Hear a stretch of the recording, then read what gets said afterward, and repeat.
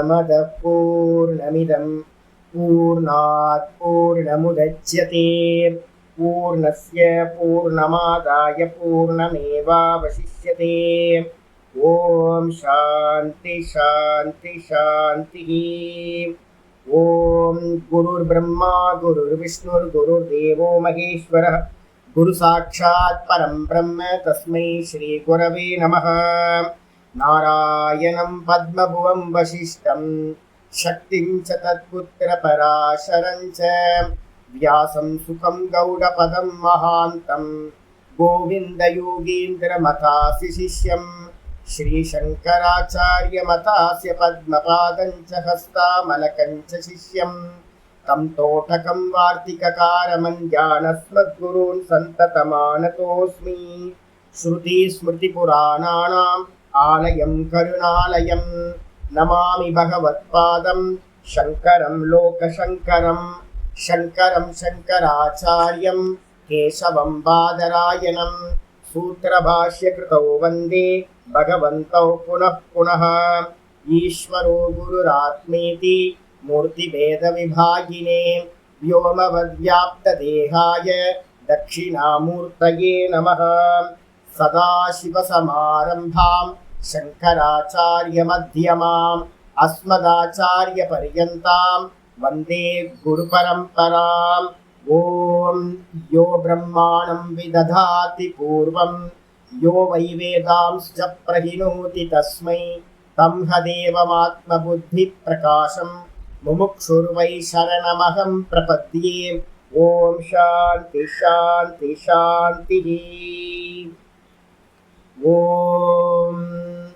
मौनव्याख्या प्रकटितपरब्रह्मतत्त्वं युवानं वर्षिष्टान् देवसदृशिगणैरावृतं ब्रह्मनिष्ठैः आचार्येन्द्रं करकलितचिन्मुद्रमानन्दरूपं स्वात्मा रामं मुदितवदनं दक्षिणामूर्तिमीडे वडविडपि समीपे भूमिभागे निषन्नं सकलमुनिजनानां ज्ञानदातारमारात् त्रिभुवनगुरुमीशं दक्षिणामूर्तिदेवं जननमरणदुःखच्छेददक्षं नमामि। चित्रं वडतरोर्मूले वृद्धा शिष्या गुरुर्युवा गुरोस्तु मौनौ व्याख्यानं शिष्यास्तु छिन्न संशयाः निधये सर्वविद्यानां विषजे भवरोगिणां गुरोस्तु सर्वलोकानां दक्षिणामूर्तये नमः। ॐ नमः प्रणवार्ताय शुद्धज्ञानैकमूर्तये निर्मलाय प्रशान्ताय दक्षिणामूर्तये नमः। चिद्गणाय महेशाय वडमूलनिवासिने सच्चिदानन्दरूपाय दक्षिणामूर्तये नमः। ईश्वरो गुरुरात्मेति मूर्तिभेदविभागिने व्योमवद्व्याप्तदेहाय दक्षिणामूर्तये नमः। ॐ विश्वं दर्पणदृश्यमाननगरे तुल्यं निजान्तर्गतं पश्यन्नात्मनि मायया बहिरिभूत् भूतं यथा निद्रया यः साक्षात् कुरुते प्रबोधसमये स्वात्मानमेवाद्वयं तस्मै श्रीगुरुमूर्तये नम इदं श्रीदक्षिणामूर्तये। बीजस्यान्तरिवाङ्गुरो जगदिदं प्राङ्निर्विकल्पं पुनः मायाकल्पितदेशकालकलना वैचित्र्यचित्रीकृतं मायावीव विजृम्भयत्यपि योगी वयस्वेच्छया तस्मै श्रीगुरुमूर्तये नम इदं श्रीदक्षिणामूर्तये।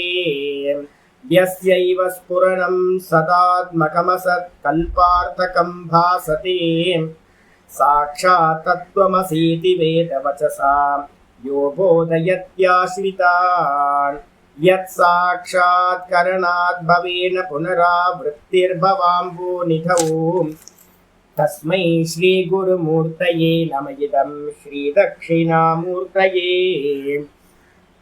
नानाचिद्रघटोदरस्थितमहादीपप्रभाभास्वरम् ज्ञानं यस्य तु चक्षुरादिकरणद्वारा बहिस्पन्दते जानामीति तमेव भान्तमनुभात्येतत् समस्तं जगत् तस्मै श्रीगुरुमूर्तये नम इदं श्रीदक्षिणामूर्तये देहं प्राणमपीन्द्रियान् व्यभिचलां बुद्धिं च शून्यं विदुः स्त्रीबालान्दजटोपमास्त्वहमिति भ्रान्ता वृषंवादिनः मायाशक्तिविलासकल्पितमहा व्यामोहसंहारिणे तस्मै श्रीगुरुमूर्तये नम इदं श्रीदक्षिणामूर्तये राहुग्रस्तदिवाकरेन्दुसदृशो मायासमाच्छादनात् सन्मात्रकरणोपसंहरणतो योगोत्सुषुप्तः पुमान् प्रागस्वाप्समिति प्रबोधसमये यप्रत्यभिज्ञायते तस्मै श्रीगुरुमूर्तये नम इदं श्रीदक्षिणामूर्तये बाल्यादिष्वपि जाग्रदादिषु तथा सर्वास्वस्थास्वपि व्यावृत्तास्वनुवर्तमानमहमिद्यन्तः सदा स्वात्मानं प्रकटीकरोति भजतां यो भद्रया मुद्रया तस्मै श्रीगुरुमूर्तये नम इदं श्रीदक्षिणामूर्तये विश्वं पश्यति कार्यकारणतया स्वस्वामि सम्बन्धतः शिष्याचार्यतया तथैव पितृपुत्राद्यात्मना भेदतः स्वप्ने जाग्रति वाय एष पुरुषो माया परिभ्रामितः तस्मै श्रीगुरुमूर्तये नम इदं श्रीदक्षिणामूर्तये भूरम्भांस्यनलो निलो अम्बरहर्नाथो हिमां सुब्रह्मान् यद्याभाति चराचरात्महमितं यस्यैव मूर्त्यष्टकं नान्यत्किञ्चन विद्यते विमृशतां यस्मात् परस्माद् विभोः तस्मै श्रीगुरुमूर्तये नम इदं श्रीदक्षिणामूर्तये सर्वात्मत्वमिति स्फुटीकृतमिदं यस्मादमुस्मिन् स्तवे तेनास्य श्रवणात् तदार्थमननात् ध्यानाच्च संकीर्तनात् सर्वात्मत्वमहाविभूतिसहितं स्यादीश्वरत्वं स्वतः सिद्ध्येतत् पुनरष्टदा परिणतं चैश्वर्यमव्याहतम् ॐ श्रीदक्षिणामूर्तये नमः ॐ सहना भवतु सहनौ भुनक्तु सह वीर्यङ्करवावहै तेजस्विनावधीतमस्तु मा विद्विषावहै ॐ शान्ति शान्ति शान्तिः नारायण नारायण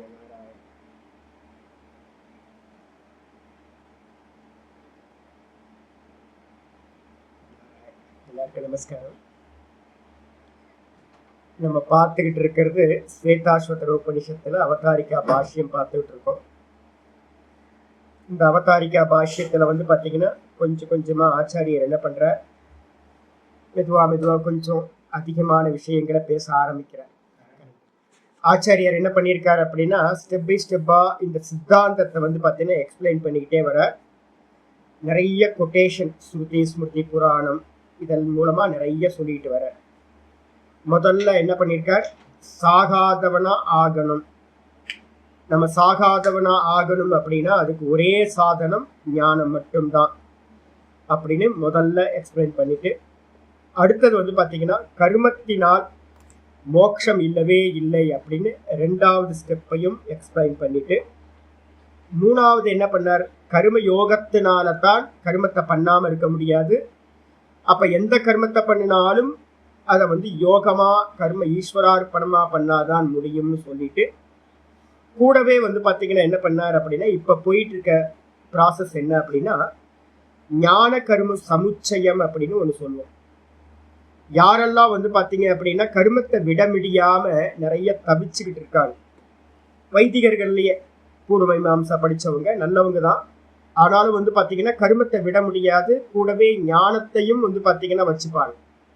அப்ப ஞானத்தையும் கர்மத்தையும் சேர்ந்து வந்து பார்த்தீங்கன்னா பண்ணலாம், மோட்சத்துக்கு அது சாதனமாகும் அப்படின்னு வந்து சொல்றாங்க இருக்காங்க. அப்ப அவங்களுக்கு பேர் என்ன பேர் அப்படின்னா ஞான கர்ம சமுச்சயவாதி அப்படின்னு பேர். இப்ப யாரோன்னு யோசிக்காதீங்க, நம்ம எல்லாரும் அந்த கேட்டகரியில தான் இருக்கோம். ஏன்னு கேட்டீங்கன்னா பாடத்துக்கும் வருவோம், கூட வந்து பார்த்தீங்கன்னா வெளியில போய் சங்கல்ப பூர்வமா எல்லாத்தையும் பண்ணிக்கிட்டும் இருப்போம். அப்போ இந்த உலகத்துல இருக்கிறது வந்து பார்த்தீங்கன்னா ஒன்று கருமிகள் மொத்தமா விட்டுருங்க. ஒரு பக்கம் வந்து பார்த்தீங்கன்னா சன்னியாசிகளா ஆயிட்டோம் அப்படின்னு எல்லாமே கர்மத்தை விட்டவங்க, அப்படியே விட்டுட்டு வந்து பார்த்தீங்கன்னா வெறுமனே அபியாசம் பண்ணா போதும், ஞானத்தை மட்டும் பண்ணா போதும், இல்லைன்னா சன்னியாசம் எடுத்துக்கிட்டா போதும் விட்டுறவங்க, கர்மத்தையே விட்டவங்க. இன்னொன்று வந்து பார்த்தீங்க அப்படின்னா நம்மள மாதிரி கேட்டகரி என்ன அப்படின்னு கேட்டிங்கன்னா கர்மத்தையும் பண்ணுவோம், ஞானத்தையும் பண்ணிப்போம். அப்போ இதையும் கண்டனம் பண்ணணுன்றதுக்காக தான் ஆச்சாரியர் என்ன பண்றார், ஒவ்வொன்றா சொல்லிக்கிட்டே வரார். சொல்லிக்கிட்டே வரும்போது நேற்று வந்து பார்த்தீங்கன்னா என்ன பார்த்துருக்கோம், 28வது பேஜில் கீழே வந்து பார்த்தீங்கன்னா 2 புராணங்களோட எக்ஸாம்பிள் வந்து லாஸ்ட்ல முடிச்சிருக்கோம். ஞானாமிருதேன திருப்தஸ்ய கிருதகிருத்தஸ்ய யோகினஹ நைவாஸ்தி கிஞ்சித் கர்த்தவ்யம் அஸ்தி சேத் ந தத்துவவித்து ச தத்துவவித்து. ரொம்ப அருமையான ஒரு ஸ்லோகம் வந்து பார்த்தீங்கன்னா சிவ உத்தர புராணத்துல இருந்து எடுத்து சொல்ற, சிவ தர்மோத்தர புராணத்துல இருந்து.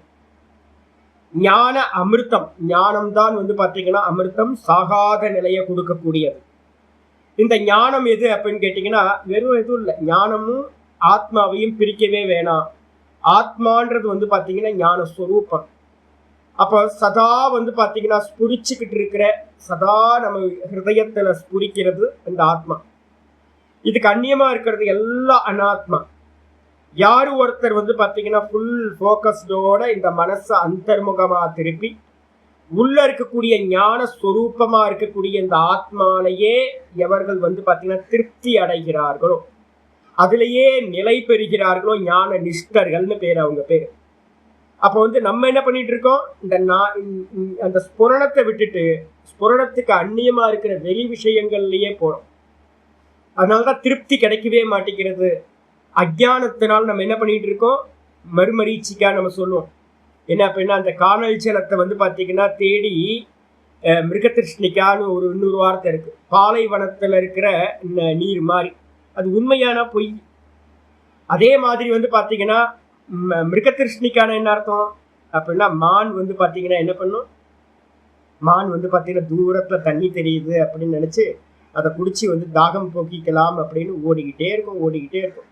அந்த காணல் ஜலம் என்னைக்குமே அதுக்கு கிடைக்கவே கிடைக்காது கையில். அப்புறம் வந்து பார்த்தீங்கன்னா வேடனோட வலையில் விழுந்து இல்லைன்னா காட்டு நாய்களோட கையில் மாட்டிக்கிட்டு செத்து போயிடும். இப்போ நம்மெல்லாம் எப்படி இருக்கோம் அப்படின்னா அதே மாதிரி தான் இருக்கோம். இந்த உலக மக்கள் எல்லாரும் இந்த இல்லாத வஸ்துவை தேடி ஓடிக்கிட்டே இருக்கும். என்னைக்காவது திருப்தி அடைய முடியுமா அப்படின்னா விஷய போகங்களை பண்ணி திருப்தி அடையவே முடியாது. ஆனால் அதே நேரத்தில் யார் நல்ல ஆச்சாரியர் மூலமா சிரவண மனனம் பண்ணி உள்முகமா திரும்பி வெளிமுகமா இல்லாம வெறும் ஞான ஸ்வரூபத்திலேயே திருப்தி அடைகின்றானோ ஞானி புருஷன், ஞான நிஷ்டன், அவனுக்கு வந்து பார்த்தீங்கன்னா இந்த உலகத்துல ஏதாவது பண்ண வேண்டியது இருக்கா சுவாமி அப்படின்னா கிருதகிருத்தஸ்ய யோகினா, அவன் வந்து பார்த்தீங்கன்னா செய்ய வேண்டியதை எல்லாம் செய்த அந்த யோகிக்கு நைவாஸ்தி கிஞ்சித் கர்த்தவ்யம். அவனுக்கு வந்து பார்த்தீங்கன்னா இந்த உலகத்தில் வந்து பார்த்தீங்கன்னா செய்ய வேண்டியது என்று எதுவுமே இல்லை. ஒருவேளை அஸ்தி சேத், ஒருவேளை வந்து பார்த்தீங்கன்னா எனக்கு ஏதாவது டியூட்டி இருக்கு அப்படின்னு அவன் நினைப்பானாயில், அப்ப எனக்கு கர்த்தவியம் இருக்குன்னு ஒருத்தன் நினைச்சான் அப்படின்னா அவன் இன்னும் இந்த உலகத்தை வந்து பார்த்தீங்கன்னா உண்மைன்னு நினைச்சுக்கிட்டு இருக்கான்னு அர்த்தம். இந்த தேகத்தை உண்மைன்னு நினைக்கிறான்னு அர்த்தம். அதுக்கப்புறம் தன்னை கர்த்தா போக்தா அப்படின்னு நினைக்கிறான்னு அர்த்தம். அப்படி நினைக்கிறவன் வந்து பார்த்தீங்கன்னா ந ச தத்துவவித்து, அவன் தத்துவத்தை, தத்துவம்னு என்ன அர்த்தம், யதார்த்தம், அவன் உண்மையை அறிந்தவன் அல்ல அப்படின்னு வந்து பார்த்தீங்கன்னா சொல்லியாச்சு. அடுத்த ஸ்லோகம் வந்து பார்த்தீங்கன்னா ஆச்சாரியர் சொல்றார், லோகத்வயேபி கர்த்தவ்யம் கிஞ்சித் அஸ்ய ந வித்யதே இகைவ ச விமுக்தக ஸ்யாத் சம்பூர்ணக சமதர்ஷனக. ரொம்ப அருமையான இருக்கு. லோகத்வயே அப்படி, லோகத்வயம்னா இந்த லோகம் பரலோகம், பரலோகங்கள் எல்லாத்தையும் ஒன்னாக்கிங்க. லோகத்தை வந்து பாத்தீங்கன்னா இந்த லோகம் பரலோகம் ரெண்டுத்தையும் 2 லோகங்கள் இருக்கு. இந்த 2 லோகங்களிலும் வந்து பாத்தீங்கன்னா இந்த ஞானி புருஷனுக்கு கொஞ்சமும் செய்ய வேண்டியது என்று ஒன்று இல்லவே இல்லை. நீங்க ஞானத்தை அடையிறது கொஞ்சம் அனுபூதிக்கலாம் ரொம்ப தூரம் வச்சு, பரோட்ச ஞானம் நல்ல முறையில ஒரு குருநாதர் மூலமா நிவர்த்தி மார்க்கத்திலேயே பாடம் கேட்டுக்கிட்டு வந்தீங்கன்னு வச்சுங்க. இப்ப நம்ம பாடம் போயிட்டு இருக்கோம்ல, ஜீவன் முக்தி விவேகம் போயிட்டு இருக்கு, தைத்திரியம் போயிட்டு இருக்கு, ஸ்வேதாஸ்வதரம் போயிட்டு இருக்கு, இப்ப யோக சூத்திரம் படிச்சிருக்கீங்க. இதெல்லாம் பேக்ரவுண்டோட ஒரு கிரமமா முறையா நிவர்த்தியா பாடம் படிச்சுக்கிட்டே போனீங்கன்னா உங்க மனசுக்குள்ளார என்ன தோணும் அப்படின்னு கேட்டீங்கன்னா, மெதுவா மெதுவா மெதுவா எனக்கு ஒன்னும் பண்ண வேணான்னு தோணும். அனுபூதிக்கு முன்னாடியே, அனுபூதி அடைகிறதுலாம் வேற, அனுபூதிக்கு முன்னாடியே நம்ம வந்து பாத்தீங்கன்னா பண்ணிக்கிட்டு இருந்த கர்மங்கள் எல்லாம் மெதுவா மெதுவா கம்மியாகிட்டே போகும். நம்ம பார்த்துக்கிட்டே இருக்கலாம், பிரத்யட்சமா பார்க்கலாம். இப்ப இன்னும் எனக்கு அனுபூதி ஆகல, சாஸ்திர மனனம் தான் பண்ணிட்டு இருக்கேன். ஆனாலும் கூட வந்து பாத்தீங்கன்னா என்னோட மனசுல ஏதாவது பண்ண வேண்டியது இருக்கா அப்படின்னா, நடந்தா நடக்கட்டும், நடக்காட்டி போகட்டும்.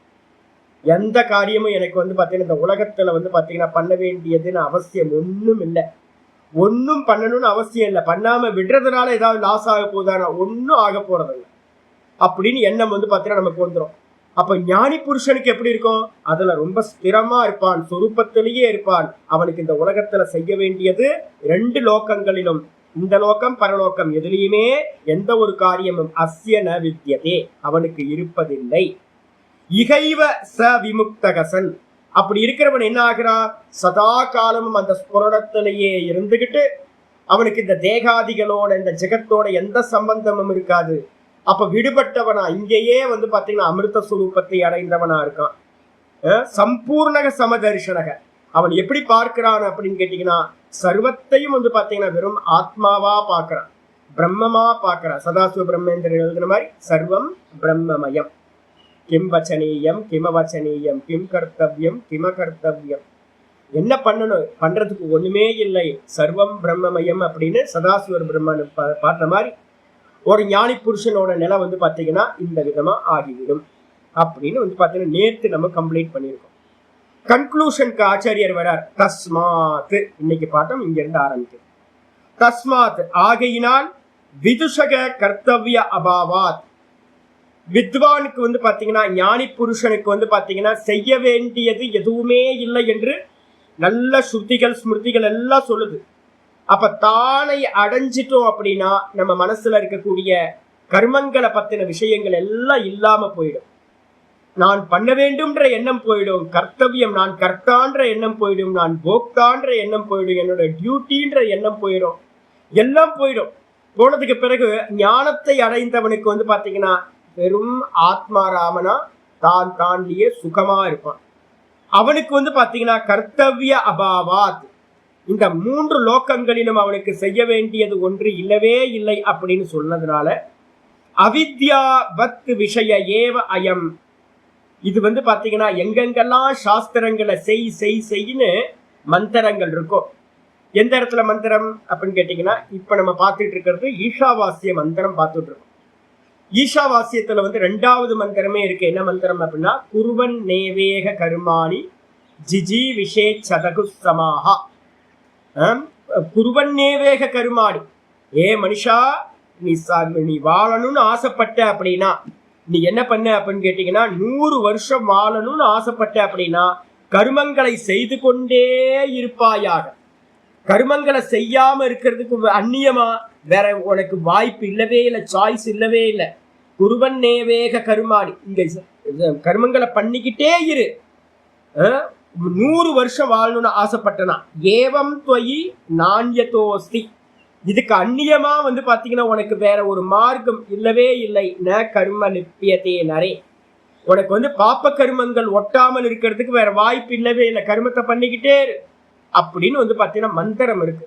அந்த மந்திரம் யாருக்காக சுவாமி அப்படின்னு கேட்டீங்கன்னா, யாரெல்லாம் வந்து பாத்தீங்கன்னா கொஞ்சம் குருவோட கிருப்பை கிடைக்காம, சாஸ்திரத்தோட கிருப்பை கிடைக்காம, வெறுமனே வந்து பாத்தீங்கன்னா ஏதோ சம்ஸ்காரம் அனாதி கோடி ஜென்மங்கள்ல நமக்கு என்ன கிடைக்குது? யாருக்கும் ஒருத்தர் 2 பேத்துக்கு தான் வந்து பாத்தீங்கன்னா இந்த விசாரம்லாம் கிடைக்குது. வேதாந்தம் படிக்கிற இடத்துலயே வந்து பாத்தீங்கன்னா என்ன பண்றது இல்ல, இதை எம்பசைஸ் எல்லாம் பண்றது இல்லை. ஏன்னா சங்கர பாஷ்யத்துல தூக்கி மூட்டையில போட்டாச்சு. அப்ப வந்து பாத்தீங்கன்னா நம்ம என்ன பண்றோம், எல்லாரும் ஆல்மோஸ்ட் கருமத்தையும் ஞானத்தையும் சேர்ந்து தான் பண்றாங்க. எல்லா இடங்கள்லயும் பார்த்துட்டு இருக்கேன், வேதாந்தம் படிக்கிற இடத்துலயும் அப்படிதான். அப்ப ஏதோ ஒரு கிருப்பையினால யாருக்காவது வந்து பாத்தீங்க அப்படின்னா இந்த தெளிவான விஷயம் கிடைக்குது. மெதுவா மெதுவா என்ன சொன்னாலும் நிறைய பேருக்கு வந்து கரையேற மாட்டேன்றாங்க. ஆஹா, நமக்கு பிரமாணம் இருக்கு, சங்கர பாஷ்யம் இருக்கு, அப்ப நம்ம மெதுவா என்ன பண்ணணும், கருமத்தை டிராப் பண்ணிட்டு 100% வந்து ஞானத்துக்கே வந்துடணும் அப்படின்னு தெரியாம என்ன பண்ணிட்டு இருக்காங்க. ஒன் சைட்ல சாமி சொல்றது ஒருவேளை டவுட்டா கூட இருக்கும். அப்ப என்ன பண்ணலாம், பேக்கப்புக்கு வந்து பாத்தீங்கன்னா கருமத்தையும் பண்ணிப்போம். ஒரு பேக்கப் வச்சுப்போம். ஸ்டெப்னி வந்து பாத்தீங்கன்னா சாமிகிட்ட பாடமும் கேட்டுப்போம், கூட வந்து பாத்தீங்கன்னா பேக்கப்புக்கு வந்து பாத்தீங்க அப்படின்னா கருமத்தையும் பண்ணிப்போம். இது கிடைக்கலன்னா கூட வந்து சொர்க்கத்துக்கு போயிடலாம் அப்படின்ற மனநிலை. ஏன் அப்படின்னு கேட்டீங்கன்னா, நம்ம புத்தியில வந்து அந்த அளவுக்கு கருமம் வந்து ரொம்ப ஸ்ட்ராங்கா வந்து பாத்தீங்கன்னா வேறு ஒன்று இருக்கு. அப்ப யாரோ சில பேருக்கு என்ன கிடைக்குதுன்னா, புத்தி வந்து பாத்தீங்கன்னா நல்லா தெளிவா புரியுது, அவங்களுக்கு வந்து பாத்தீங்கன்னா என்ன பண்ணலாம், வெறுமனே ஞான அபியாசத்துக்கு வந்துடலாம், பூர்ண வைராக்கியம் வந்துடும். அப்படி இல்லாதவங்களுக்கு வந்து பாத்தீங்கன்னா என்னன்னா, எனக்கு இன்னும் ஞானம் டைஜஸ்ட் ஆக மாட்டேங்குது, எனக்கு பிடிக்க மாட்டேங்குது ஞானம் அப்படின்னா, யாரெல்லாம் கருமியா இருக்காங்களோ, அஜ்ஞானத்தோடு இருக்காங்களோ, அவங்களுக்கு தான் மந்திரம் சொல்லுது, நீ சாகர காலம் வரைக்கும் கருமத்தை பண்ணிக்கிட்டே.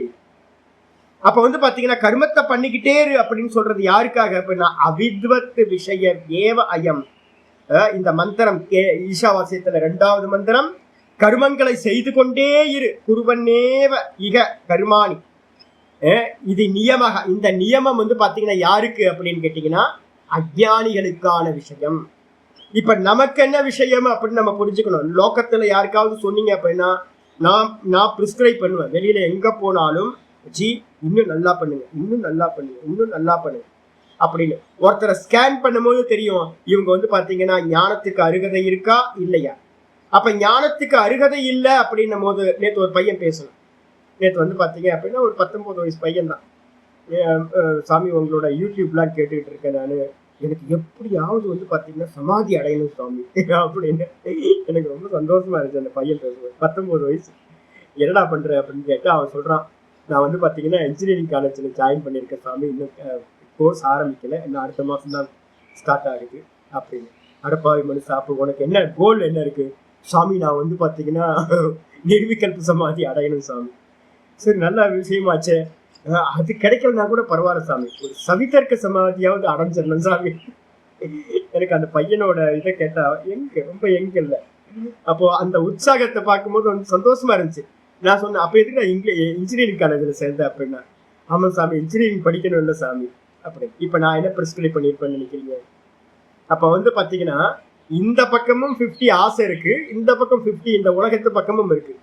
அப்ப நான் என்ன பண்ணிருக்கேன் அப்படின்னு கேட்டீங்கன்னா, மெதுவாக கொஞ்சம் அனுஷ்டானத்தை பண்ணிக்கோ, காலையில கொஞ்சோண்டு பிராணாயாமத்தை பண்ணிக்கோ, மீதி நல்லா காலேஜ் போ, நல்லா டிகிரி வாங்கி, நல்ல வேலைக்கு போ, நல்லா அப்பா அம்மாவை பார்த்துக்கோ, எல்லாம் செய்யுது. ஒரு பக்குவம் வரும்போது வந்து பாத்தீங்கன்னா உனக்கு தெரியும், அப்ப அந்த பக்குவம் வரும்போது விட்டுட்டு இந்த பக்கம் வா. அதனால வந்து பாத்தீங்கன்னா இப்பவே நிர்விகல்ப சமாதிக்கலாம் அடையணும்னு ஆசைப்படாத. ஏன் அப்படின்னா இதோட மார்க்கம் நிவர்த்தி, அதோட மார்க்கம் பிரவருத்தி, ரெண்டும் ஒன்னா கூடி வராது. இப்ப வீட்டை விட்டுட்டு அவன் வந்துட்டேன் சாமி அப்படின்னு வந்து நின்னான் அப்படின்னா ஓகே. இங்க ஒருத்தர் அது மாதிரி வந்து பாத்தீங்கன்னா ஒரு பையன் வந்து நின்றான், திடீர்னு வந்து பாத்தீங்கன்னா வந்து நிக்கிறான், வந்து பாத்தீங்கன்னா சாமி நான் வந்து வீட்டெல்லாம் விட்டுட்டேன் சாமி, எனக்கு வைராக்கியம் வந்துடுச்சு, நான் ரமணர் மாதிரி ஆகணும் அப்படின்னு. வா வந்து இரு இங்கே அப்படின்னு சொல்லுவாரு. அப்ப டயலமால இருக்கிறவனுக்கு வந்து பாத்தீங்கன்னா நாங்க என்ன பண்ண மாட்டோம், பிரிஸ்கிரைப் பண்ணவே மாட்டோம். வைராக்கியம் பூரணமா வந்தவனுக்கு மட்டும்தான் ஞானம். வைராக்கியம் பூரணமா வராதவனுக்கு என்னன்னா என்ன ஆகும், இங்கேயும் பாதி அங்கேயும் பாதி அவனுக்கு இருக்கும்.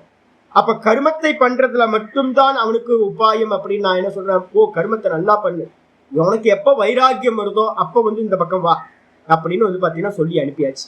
அப்ப அதே மாதிரி இங்க இருக்க சொல்லுது, குருவன் ஏவ இதி. குருவன் ஏவ அப்படின்னா கர்மத்தை செய்து கொண்டே இரு. யாருக்கு சொல்றது, கொஞ்சமா புத்தி வர வேணா. ஐயோ கர்மத்துல வந்து ஒரு 55 வயசு 60 வயசு வரும்போது ஒருத்தருக்கு நல்ல வாழ்க்கை முறை வாழ்ந்துருந்தாங்க அப்படின்னா ஒரு எண்ணம் வரும். என்னன்னு கேட்டீங்கன்னா, எங்கடா போறோம், கர்மத்தை பண்ணிக்கிட்டே இருக்கோம், எவ்வளவு புண்ணியம் பண்ணியாச்சு, இறந்த பிறகு என்ன பண்ண போறோம், சொல்யூஷன் என்ன அப்படின்னு ஒரு பெரிய கொஸ்டின் வரணும். அப்படி வராதவங்க என்ன பண்ணிட்டு இருக்காங்க, சாகர காலம் மட்டும் கர்மத்திலேயே பண்ணிட்டு இருக்காங்க. அப்ப யாருக்கு வந்து பாத்தீங்கன்னா ஒரு கொஸ்டின் வருதோ அவங்க வந்து பாத்தீங்கன்னா குருநாதர்கிட்ட போறாங்க, சாஸ்திரத்தை படிக்கிறாங்க, பிடிச்சுக்கிட்டு மேல வந்துடுறாங்க. அப்படி இல்லாதவங்க எத்தனை பேர் இருக்காங்க, 199 பேர் வந்து பாத்தீங்கன்னா என்ன இருக்காங்க, லௌகிகமா தான் இருக்காங்க.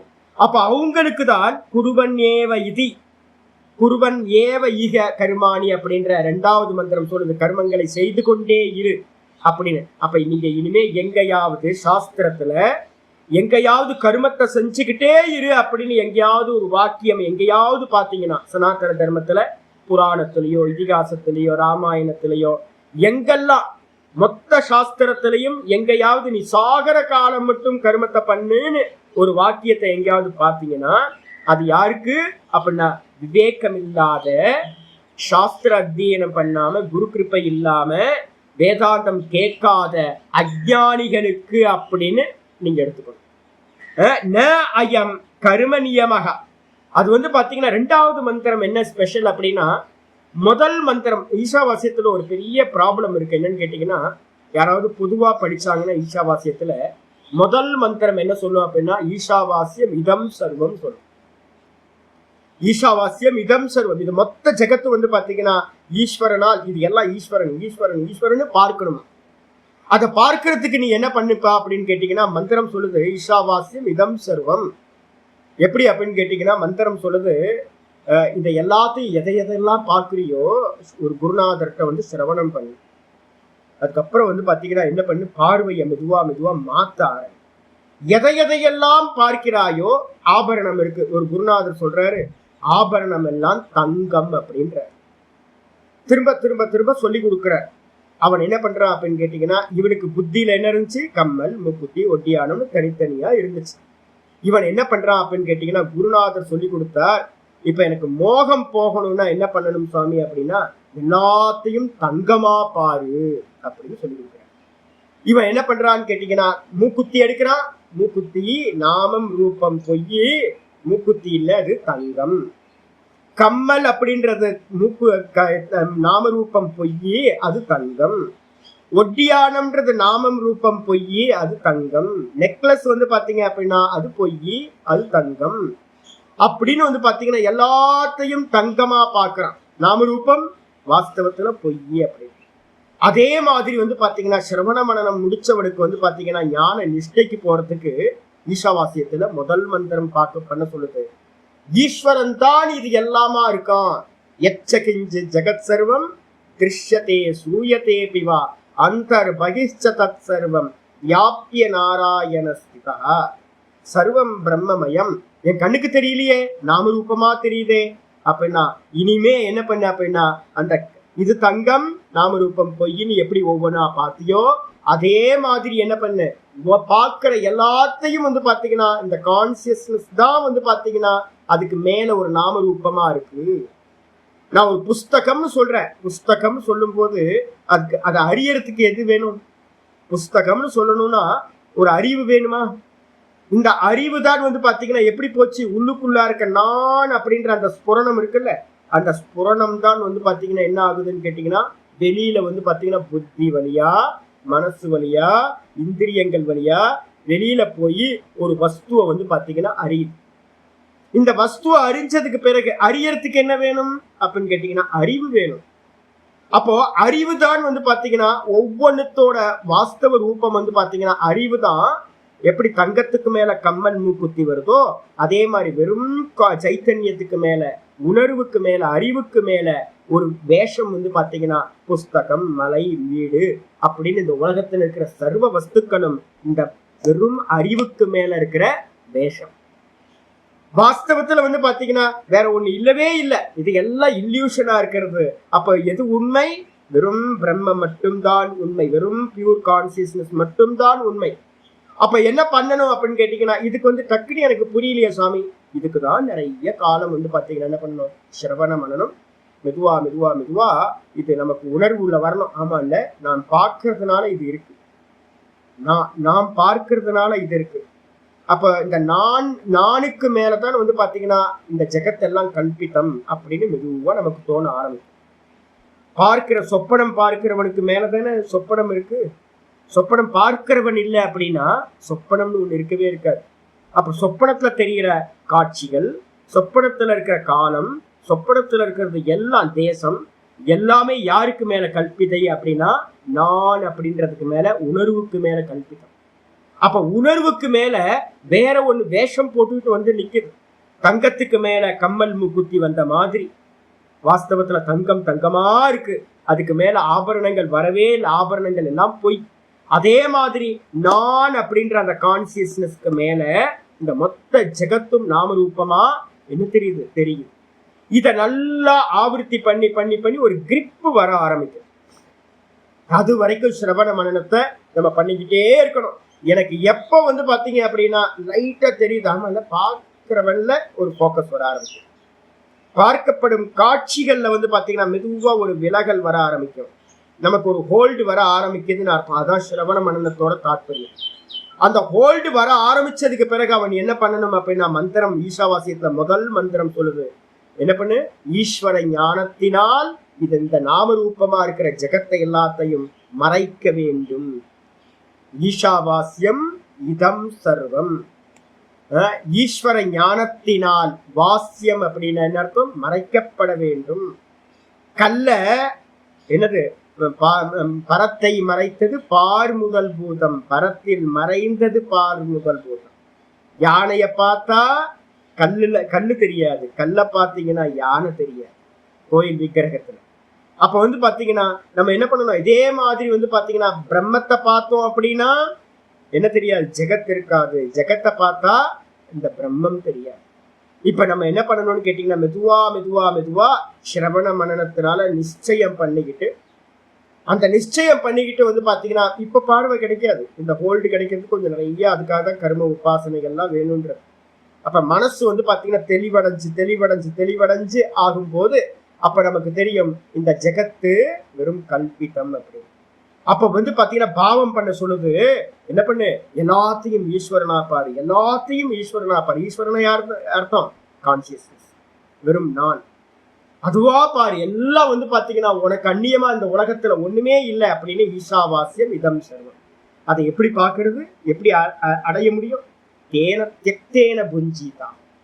மந்திரம் நியம விதி வச்சிருக்கு, என்ன அப்படின்னு கேட்டீங்கன்னா, தியாகத்தினால் உன்னை காப்பாற்றி கொள்வாயாக. என்ன தியாகம் பண்ணணும், இந்த நாமரூபம் எல்லாம் பொய், நாமரூபம் எல்லாம் பொய், நாமரூபம் எல்லாம் பொய் அப்படின்னு வந்து பாத்தீங்கன்னா தியாகம் பண்றது.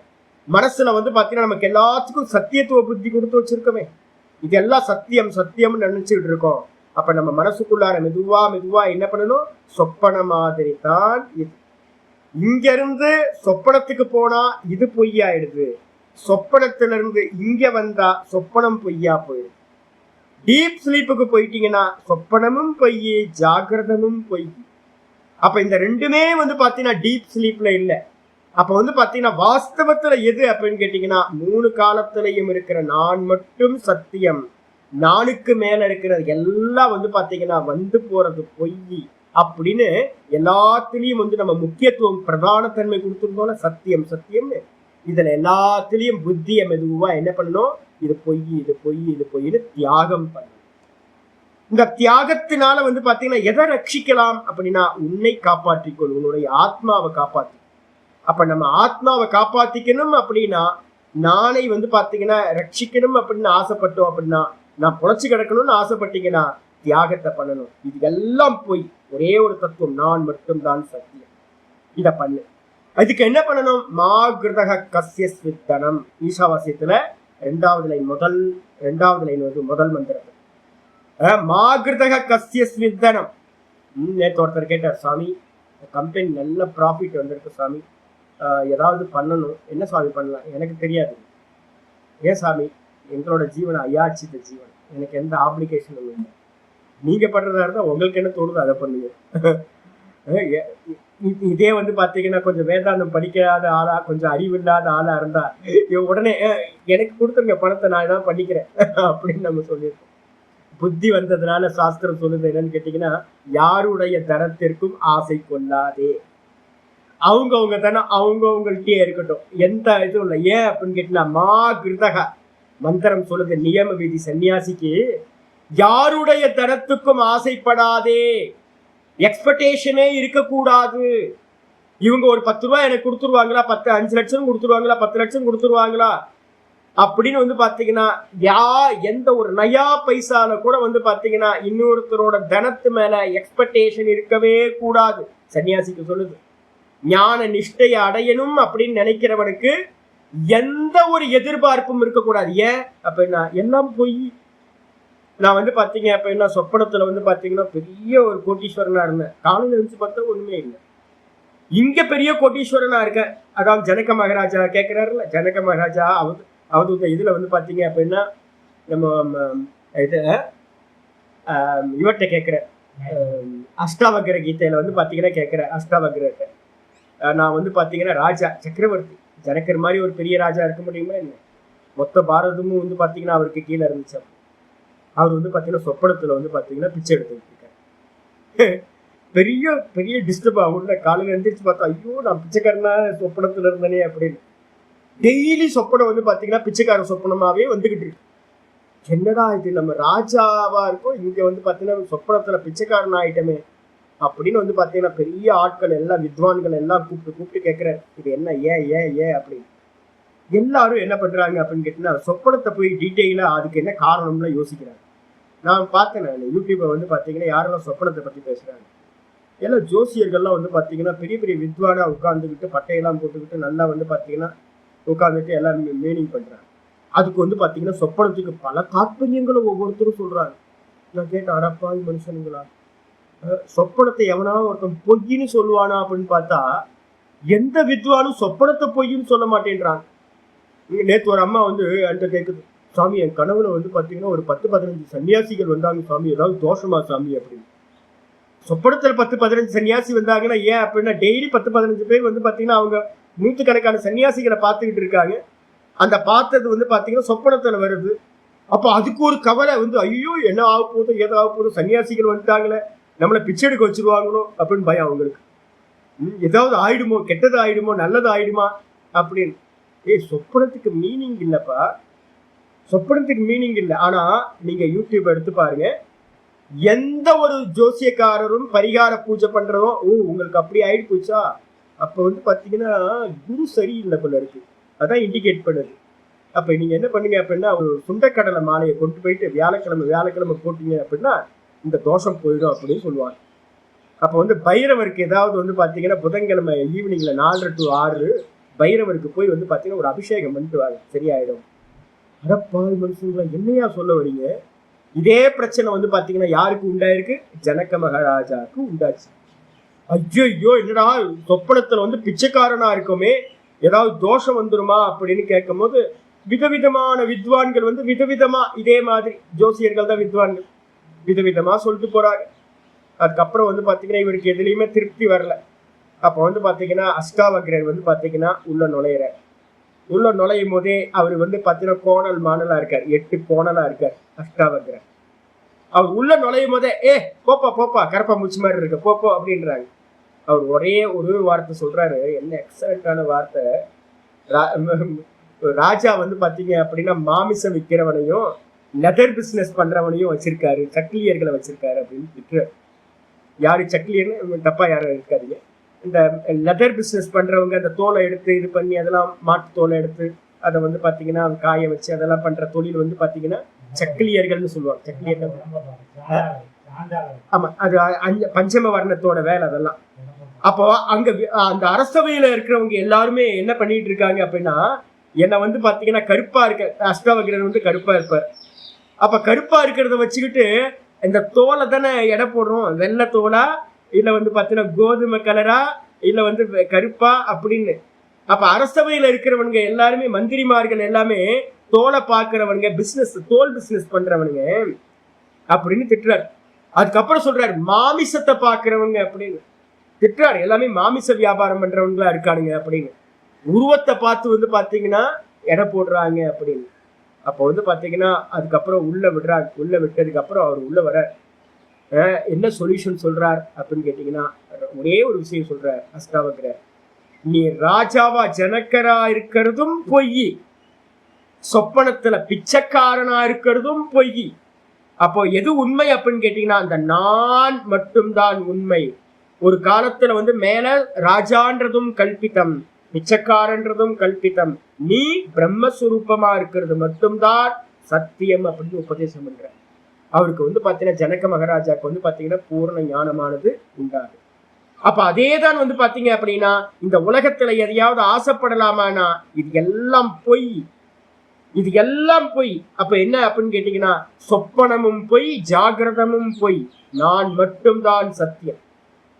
அதனால வந்து பாத்தீங்கன்னா இந்த உலகத்துல எக்ஸ்பெக்டேஷன் ஏதாவது வச்சுக்கலாமா அப்படின்னு கேட்டீங்கன்னா எதிர்பார்ப்புகள், எந்த எதிர்பார்ப்பும் வச்சுக்காதீங்க, எந்த எதிர்பார்ப்பும் வச்சுக்காதீங்க. சுவாமி என் பையனுக்கு கல்யாணம் ஆகலாம், அந்த எதிர்பார்ப்பு தப்பா அப்படின்னு கேட்டீங்கன்னா பையனாவது மண்ணாங்கட்டியாவது சொப்பனத்துல இல்லையே. உங்களுக்கு சொப்பனத்துல பையனே இல்லை, ஒவ்வொரு சொப்பனத்திலையும் ஒவ்வொரு விதமா நடந்திருக்கும். சொப்பனத்திலேயே கல்யாணமும் பையனுக்கு பார்த்திருப்பீங்க, பேர குழந்தைக்கு கல்யாணத்தையும் பார்த்திருப்பீங்க, ஆனா ஜாகிரதத்துல அது நடந்திருக்காது. சொப்பனத்துல ராஜாவா இருக்கலாம், இன்னைக்கு இப்ப பிச்சைக்காரனா இருக்கலாம், இங்க பிச்சைக்காரனா இருக்கலாம், அங்க சொப்பனத்துல வந்து பாத்தீங்கன்னா ராஜாவா இருக்கலாம். இந்த ரெண்டுமே வந்து பாத்தீங்கன்னா தூக்கத்துல இல்லாம போகுது. அப்ப நான் சுகமா தூங்குனேன் அப்படின்னு தூக்கத்துல ஏதாவது அங்க ப்ராப்ளம் இருக்கா அப்படின்னா ஒரு ப்ராப்ளமும் இல்லை. அப்ப ஜாகிரதத்துக்கு வந்தோன்னு நம்ம என்ன பண்றோம், ஒரு எதிர்பார்ப்பை வச்சுக்கிறோம். இந்த உலகத்துல நிறைய எதிர்பார்ப்பு. அப்ப எதிர்பார்ப்பு நீங்க வைக்கிறதுனால என்ன நடக்குது தெரியுங்களா, சத்தியத்துவம் கொடுத்துக்கிட்டே இருக்கீங்க. இது உண்மை, இது உண்மைன்னு நீங்க எக்ஸ்பெக்டேஷன் அதிகமாக அதிகமாக, அப்ளிகேஷன் அதிகமாக அதிகமாக என்ன ஆகுது அப்படின்னா இந்த உலகம் வந்து பாத்தீங்கன்னா சத்தியம் சத்தியம் சத்தியம்னு ஒவ்வொரு எதிர்பார்ப்பும் இருக்கு. அப்ப திரும்ப திரும்ப திரும்ப உள்ளுக்குள்ளார என்ன போகணும், இது வந்து பாத்தீங்கன்னா வாஸ்தவம் இல்லை, இது வந்து பாத்தீங்கன்னா என்ன வந்தாலும் சரி, என்னை விட்டு என்ன போனாலும் சரி, இது எல்லாம் சொப்பனம் அப்படின்னா எவனாவது எதிர்பார்ப்பானா? யாராவது கொஞ்சம் பணம் கொடுத்தா, டொனேஷன் கொடுத்தா நல்லா இருக்கும்ல. இன்னும் இவர் 1000 ரூபாய் தான் டொனேஷன் கொடுக்குறாரு, இவரு 100 ரூபாய் கொடுக்குறாரு. ஒருத்தர் 100 ரூபாய் தான் கொடுப்பார், ஒருத்தர் 200 ரூபாய் கொடுப்பார். அதான் ஐச்சே, இவன் கீழே இல்ல, 100 ரூபாய் கொடுக்குறவனுக்கு என்ன மரியாதை? இவர் வந்து பாத்தீங்கன்னா 10,000 20,000 கொடுக்குறாரு, 50,000 கொடுக்குறாரு, இவர் தான் பெரிய ஆள். அப்ப என்ன ஆகும் தெரியுங்களா, அவன் அறிவில்லாதவன், இன்னும் தத்துவம் தெரியாதவன். யார்கிட்ட இருந்தும் வந்து பாத்தீங்கன்னா ஈஸ்வரன்ட்ட இருந்த கூட வந்து பாத்தீங்கன்னா எனக்கு ஒண்ணும் வேணாம் சாமி, நீயே வச்சுக்கோ, உன் ஜெகத்தை நீயே வச்சுக்கோ, எனக்கு ஒண்ணும் வேணாம் அப்படின்னு வந்து ஒருத்தனுக்கு தெளிவு இருந்துச்சுன்னா, ஏன் அப்படின்னா பொய்யானதை வச்சுக்கிட்டு நான் என்ன பண்ண போறேன், பொய்யானதுல எக்ஸ்பெக்டேஷன் என்ன இருக்கும் அப்படின்னு வந்து பாத்தீங்கன்னா எவனுக்கு தோணுதோ அப்ப மனசு என்ன தெரியுங்களாகும், அடங்கி இருக்கும். எல்லாமே மனசு அடங்கிறதுக்காக தான். மனசு அடங்கி இருக்கும். தேன தெக்தேன புஞ்சி தாகா மா கிருதக கஸ்ய ஸ்வித்தனம். யாரோட தனத்துக்கும் ஆசை கொள்ளாது. ஏன் சாமி யாரோட தனத்துக்கும் ஆசைப்படக்கூடாதா, இந்த உலகத்துல எதையும் ஆசைப்படக்கூடாதா அப்படின்னா கஸ்ய ஸ்வித்தனம், தனம் யாரோடது, இந்த மொத்த வெல்த் யாரோடது சொல்லுங்க பார்க்கலாம். இந்த 7 உலகங்களும் யாரோடது, பரமேஸ்வரனோட. பரமேஸ்வரனோடத டெம்பரவரியா வந்து பாத்தீங்கன்னா உங்களுக்கு ஓனர்ஷிப் கொடுக்குறது. டெம்பரவரியா இதை நீ பாத்துக்கோ அப்படின்னு சுவாமி வந்து பாத்தீங்கன்னா டெம்பரவரியா கொடுக்குற. என்னோட குழந்தைங்க இதான் உனக்கு 4 குழந்தைங்களை கொடுக்குறேன் பாத்துக்கோ, உனக்கு 4 பேர குழந்தைங்களை கொடுக்குறேன் பாத்துக்கோ, ஒரு வீடு வாகனம் கொடுக்குறேன் பாத்துக்கோ, மேனேஜ் பண்ணிக்கோ, ஆனா டெம்பரவரி தான், விட்டுட்டு போயிடணும் அப்படின்னு வந்து சாமி வந்து டெம்பரவரியா கொடுத்துருக்காரு. இதுல ஒரு மோகம் வந்து நம்ம என்ன பண்றோம்னு கேட்டீங்கன்னா இது சத்தியம் நினைச்சுக்கிட்டு எனக்கே இருக்கணும் அப்படின்னு வந்து பாத்தீங்கன்னா நினைக்கிறோம். அப்ப வந்து பாத்தீங்கன்னா மந்திரம் சொல்லுது கஸ்யஸ் வித்தனம், இந்த தனத்துல இந்த உலகத்துல ஆசைப்படுறியே, இதை என்னைக்காவது கொண்டு போனவன் எவனாவது இருக்கானா? இந்த உலகத்துல வந்து பாத்தீங்கன்னா காதறிந்த ஊசியும் வாராதுகான் கடைவழிக்கு. இறந்து போகும்போது ஒரு ஒரு ஒரு ஊசி மோன அளவு கூட எதையும் எடுத்துட்டு போக முடியாது. ஊசி மோன அளவு கூட, ஒரு எம்எம் கூட நம்மளால எடுத்துட்டு போக முடியாது. கொஞ்சோண்டு கான்சியஸ்னஸ் தப்பி போச்சு அப்படின்னா மனைவி, மக்கள், நம்ம சொத்து சுகம், இந்த உலகம் எல்லாம் போச்சு. கான்சியஸ்னஸ் இருக்கிற வரைக்கும் தான், உணர்வு இருக்கிற வரைக்கும் வந்து பாத்தீங்கன்னா நம்ம வந்து பாத்தீங்கன்னா நம்மளோடதுன்னு ஏக்கத்தோட இருக்கும். அப்போ வந்து பாத்தீங்கன்னா ஒருத்தர் நல்லா புரிஞ்சுக்கணும் என்னன்னு கேட்டீங்கன்னா இந்த தனம் என்னோடையது அல்ல அப்படின்னு வந்து பாத்தீங்கன்னா ஒருத்தர் நிக்கணும். ஞான நிஷ்டைக்கு வந்து பாத்தீங்கன்னா 3 விஷயங்கள் அங்க சொல்லுது. ஒண்ணு என்ன பண்ணணும், ஈசாவாஸ்யம் இதம் சர்வம், மொத்தமும் ஈஸ்வர சுரூபம் தான், கான்சியஸ்னஸ் தான் இந்த ஜெகத்தா பரிணமிக்குது. இதெல்லாம் நான் வந்து பாத்தீங்கன்னா முதல் அத்தியாயத்துல வரப்போற விஷயம்ட்டு நான் இப்பயே உங்களுக்கு சொல்லிட்டு இருக்கேன். முதல் அத்தியாயத்துல ஸ்வேதாஸ்வதரத்துல இப்படிதான் ஆரம்பிக்க போகுது. ஒரே ஒரு பரமாத்மா. அந்த பரமாத்மாவுக்கு மேல ஒரு அம்மா இருக்காங்களே, மாயா அம்மா. அந்த மாயா அம்மா தான் வந்து பாத்தீங்கன்னா இந்த மொத்த ஜகத்தையும் காட்டிக்கிட்டு இருக்காங்க. பரமாத்மாவை மறைச்சு அதுக்கு மேல வந்து பாத்தீங்கன்னா ஜகத்து தெரியுது. தங்கம் மறைஞ்சு போய் தங்கத்துக்கு மேல கம்மல் மூக்குத்தி ஒட்டியான திறமை பார்க்கணும். யாரு பண்ணா? தங்கத்தை ஏன் பார்க்க மாட்டேன்றோம்? நம்ம தங்கமா பார்க்காம மூக்குத்தி நல்லா இருக்கு, கம்மல் நல்லா இருக்கு, ஒட்டியானம் நல்லா இருக்கு, நெக்லஸ் நல்லா இருக்கு, இப்படித்தானே பாக்குறோம். இப்ப யார் பண்ணா? அந்த நாம ரூபத்தை யார் பண்ணா? நாமமும் பொய், ரூபமும் பொய். இப்ப நம்ம கண்ணுக்கு முன்னாடி வந்து பாத்தீங்கன்னா தங்க ஆபரணத்தை வச்சிருக்கோம். நேற்று வந்து பாத்தீங்கன்னா ஒரு பிரேஸ்லெட் ஒன்று பார்த்தா, என்ன பிரேஸ்லெட்ன்றீங்க? அந்த பிரேஸ்லெட்ல வந்து பாத்தீங்கன்னா ஒரு நல்ல ஒரு வேல் போட்டு ஒரு மயிலும் போட்டு அந்த பிரேஸ்லெட் பண்ணிருக்கான். ஆஹா, சூப்பரா இருக்கேன். அடப்பாவி, தங்கம்னு படிச்சு கொடுத்துக்கிட்டு இருக்க உனக்கே வந்து பாத்தீங்க அப்படின்னா தங்கமா பார்க்காம அது வேலு, அது மயில் இருக்கு அப்படின்னு பார்த்தேன்னா, அடப்பாவி, அது வேலும் இல்ல, மயிலும் இல்ல, பிரேஸ்லெட்டும் இல்ல, அது தங்கம். அப்ப யாரு நடுவுல வந்து பாத்தீங்கன்னா யாரோ கேம் பண்றாங்களே? யார் கேம் பண்றா? மாயாமா தான். நம்மளுடைய பார்வையை மறைச்சு வந்து பாத்தீங்கன்னா தத்துவத்தை அறிய விடாம என்ன பண்ணிட்டு இருக்காங்க? நாம ரூபத்திலேயே எல்லாத்தையும் புத்திய வச்சிருக்காங்க. அப்ப வந்து பாத்தீங்கன்னா மந்திரம் சொல்லுது, நாம ரூபம் பொய் அப்படின்னு. சர்வத்தையும் வந்து பாத்தீங்கன்னா என்ன பண்ணு? ஈஸ்வரனா பாரு. ஈஸ்வரனா சர்வத்தையும் பார்க்கணும்னா நாம ரூபம் பொய், நாம ரூபம் பொய், நாம ரூபம் பொய்ன்னு தியாகம் பண்ணு. அதுக்கப்புறம் யாரோட தனத்துக்கும் இந்த உலகத்துல இருக்கிற எந்த தனம்னா வெறும் தனம் மட்டும் இல்லை, எதுக்கும் எக்ஸ்பெக்டேஷன் வச்சுக்காது. ஏன் அப்படின்னா இந்த எல்லா லோக்கங்களும் உன்னுடையதல்ல. இது எல்லா லோக்கங்களும் வந்து பாத்தீங்கன்னா பரமேஸ்வரனோட. அதனால இன்னொருத்தரோட தனத்தை வந்து பாத்தீங்கன்னா நீங்க ஆசைப்பட்டாலும் கூட வந்து பாத்தீங்கன்னா எடுத்துட்டு போக முடியாது, அடைய முடியாது அப்படின்னு வந்து பாத்தீங்கன்னா வச்சு. இத சொன்னதுக்கு பிறகு என்ன இருக்குன்னா ஈஷாவாசியத்துல 2வது மந்திரம் ஆரம்பிக்கும். 2வது மந்திரத்தை தான் சொல்லுது, குருவன்னே வேக கருமானி ஜிஜி விஷே சதகுசமாஹா அப்படின்னு மந்திரம். அப்போ நம்ம என்ன பண்ணுவோம்னு கேட்டீங்கன்னா, வியாக்கியானம் பண்றவங்க ஆச்சாரியார் சங்கராச்சாரியோட பாஷ்யத்தை வச்சு பண்றவங்க என்ன பண்ணுவாங்க? முதல் மந்திரம் ஞானிகளுக்கு ஞான நிஷ்டை அடையறதுக்கு, 2வது மந்திரம் வந்து பாத்தீங்கன்னா கருமிகளுக்கு கர்ம நிஷ்டையை உடையவர்களுக்கு அப்படின்னு பிரிச்சு சொல்லும். இதுதான் வந்து பாத்தீங்கன்னா விபாகம். ஆனா யாராவது வந்து ஒரு காமன் பெர்சன் வந்து பாத்தீங்கன்னா ஈஷாவாசியத்தை எடுத்து படிக்கிறாங்க அப்படின்னா, காமன் பெர்சன் யாரு? குரு சம்பிரதாயம் இல்லாதவங்க, ஒழுங்கா சங்கர பாஷ்யத்தை படிக்காதவங்க, சாஸ்திரத்தோட கீதாலாம் படிக்காதவங்க. அப்படி எடுத்து ஒருத்தர் வந்து பாத்தீங்கன்னா வியாக்கியானம் பண்றாங்கன்னா, பெரிய பெரிய ஆட்கள்லாம் பண்ணியிருக்காங்க. பெரிய பெரிய ஆட்கள்லாம் நம்ம நினைச்சிட்டு இருக்கோம் பிலாசபர், பெரிய பிலாசபர் மண்ணாங்கட்டி புண்ணாக்கு அப்படின்னு. குரு சம்பிரதாயம் இல்லாதவன் எல்லாமே வந்து பாத்தீங்கன்னா யூஸ்லெஸ் பெர்சன். ஏன்னு கேட்டீங்கன்னா தப்பா மீனிங் எடுப்பாங்க.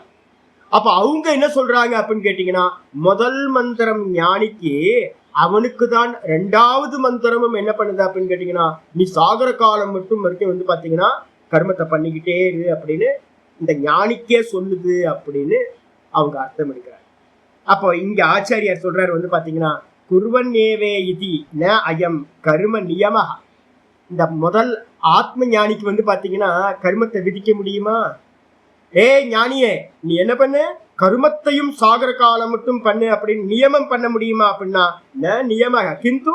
அப்ப என்ன சொல்றீங்க? அப்போ 2வது மந்திரம் வந்து பாத்தீங்கன்னா ஈஷாவாசியத்தோட 2வது மந்திரம் நியமம் இல்லையா? ஞானிய கர்மம் பண்ண சொல்லலையா? அப்படின்னா ஞானி எதுக்கு கர்மம் பண்றான்? இப்ப நீங்க பொய்ன்னு ஒண்ணு நினைச்சிட்டீங்க அப்படின்னா அதை அடையிறதுல முயற்சி பண்ணுவீங்களா? முயற்சி பண்ண மாட்டோம். ஏன் முயற்சி பண்ண மாட்டோம் அப்படின்னா, பொய்யானதை அடையிறதுக்கு ஆசை வராது. ஆசை இல்லாத விஷயத்துல நம்ம கர்மம் பண்ண மாட்டோம். கர்மம் பண்ணணும் அப்படின்னாவே அதுக்கு பின்னாடி ஒரு காமம் இருக்கணும். காமம் இல்லாத விஷயத்தை, நம்ம ஆசை இல்லாத விஷயத்தை அடையிறதுக்கான முயற்சியில் ஒருத்தன் இறங்க மாட்டான்.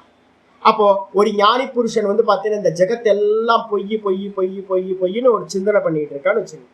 அப்ப பொய்ன்னு சிந்தனை பண்ணும்போது அவனுக்கு இது வேணும் இது வேணும்ன்ற ஆசையும் வராது, இதை அடையணும்னு ஒரு கர்மத்தையும் அவன் பண்ண மாட்டான். அப்ப வந்து பாத்தீங்கன்னா ஞானிய வந்து பாத்தீங்கன்னா என்ன பண்ணாது? கர்மம் வந்து பாத்தீங்கன்னா நியமம் வேதமே பண்ண முடியாது, இதை பண்ணுன்னு கர்மத்தை சொல்லவே முடியாது. ஆனா வந்து பாத்தீங்கன்னா ஒரு ஸ்பெஷல் இருக்கு. என்னன்னா, சரீரம் இருக்குமா, இவனுடைய ஆத்ம தத்துவம், இந்த மனசு வந்து பாத்தீங்கன்னா சதா பிரம்மஸ்வரூபத்திலேயே இருந்தாலும் இந்த பிராரப்த கர்மான்னு ஒரு கர்மா இருக்குல்ல, ஞான நிஷ்டை அடைஞ்சதுக்கு பிறகும் தேகம் இருக்கும். அந்த பிராரப்தம் முடிகிற வரைக்கும் 10-20 வருஷத்துக்கு அந்த தேகம் இருக்கும். அப்ப அந்த தேகத்துல கருமா நடக்குமா? ஆமா, கருமா நடக்கும். அப்படி கருமா நடக்கும் போது கிந்து வித்யா மாகாத்மியம் தரிசயித்தும், வித்யாவோட அவனோட ஞானி புருஷனோட ஞானத்தை வந்து பாத்தீங்கன்னா என்ன பண்ணுது?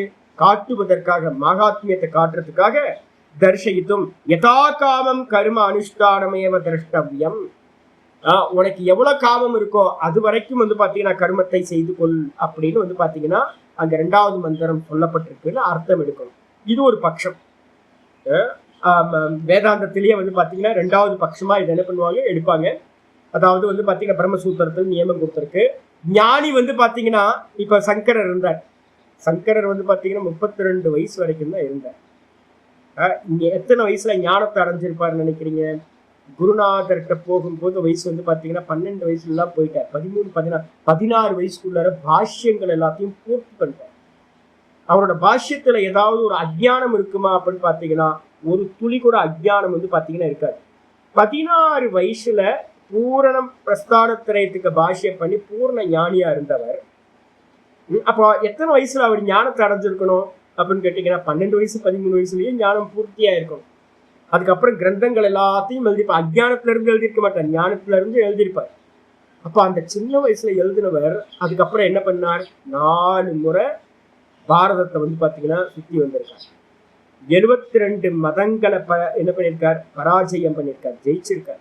எல்லாத்தையும் வந்து பாத்தீங்கன்னா பாக்கண்டி மதங்கள் எல்லாத்தையும், பொய்யான மதங்கள் எல்லாத்தையும் அடிச்சு விரட்டியிருக்கார்.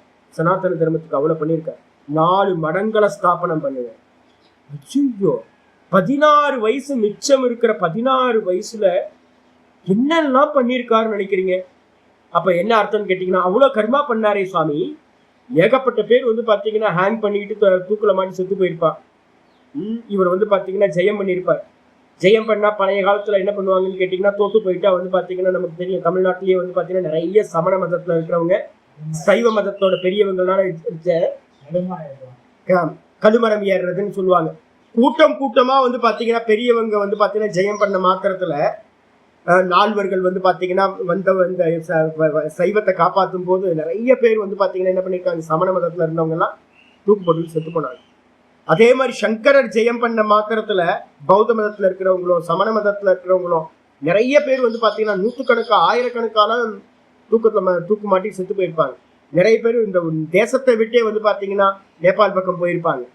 இப்ப கேள்வி வருது என்னன்னு கேட்டீங்கன்னா, அப்போ சங்கரருக்கும் இந்த சைவ மதத்துல இருந்த பெரியவங்களுக்கும் எவ்வளவு பெரிய பாப்பங்கள்லாம் வந்திருக்கும் வரும்ல.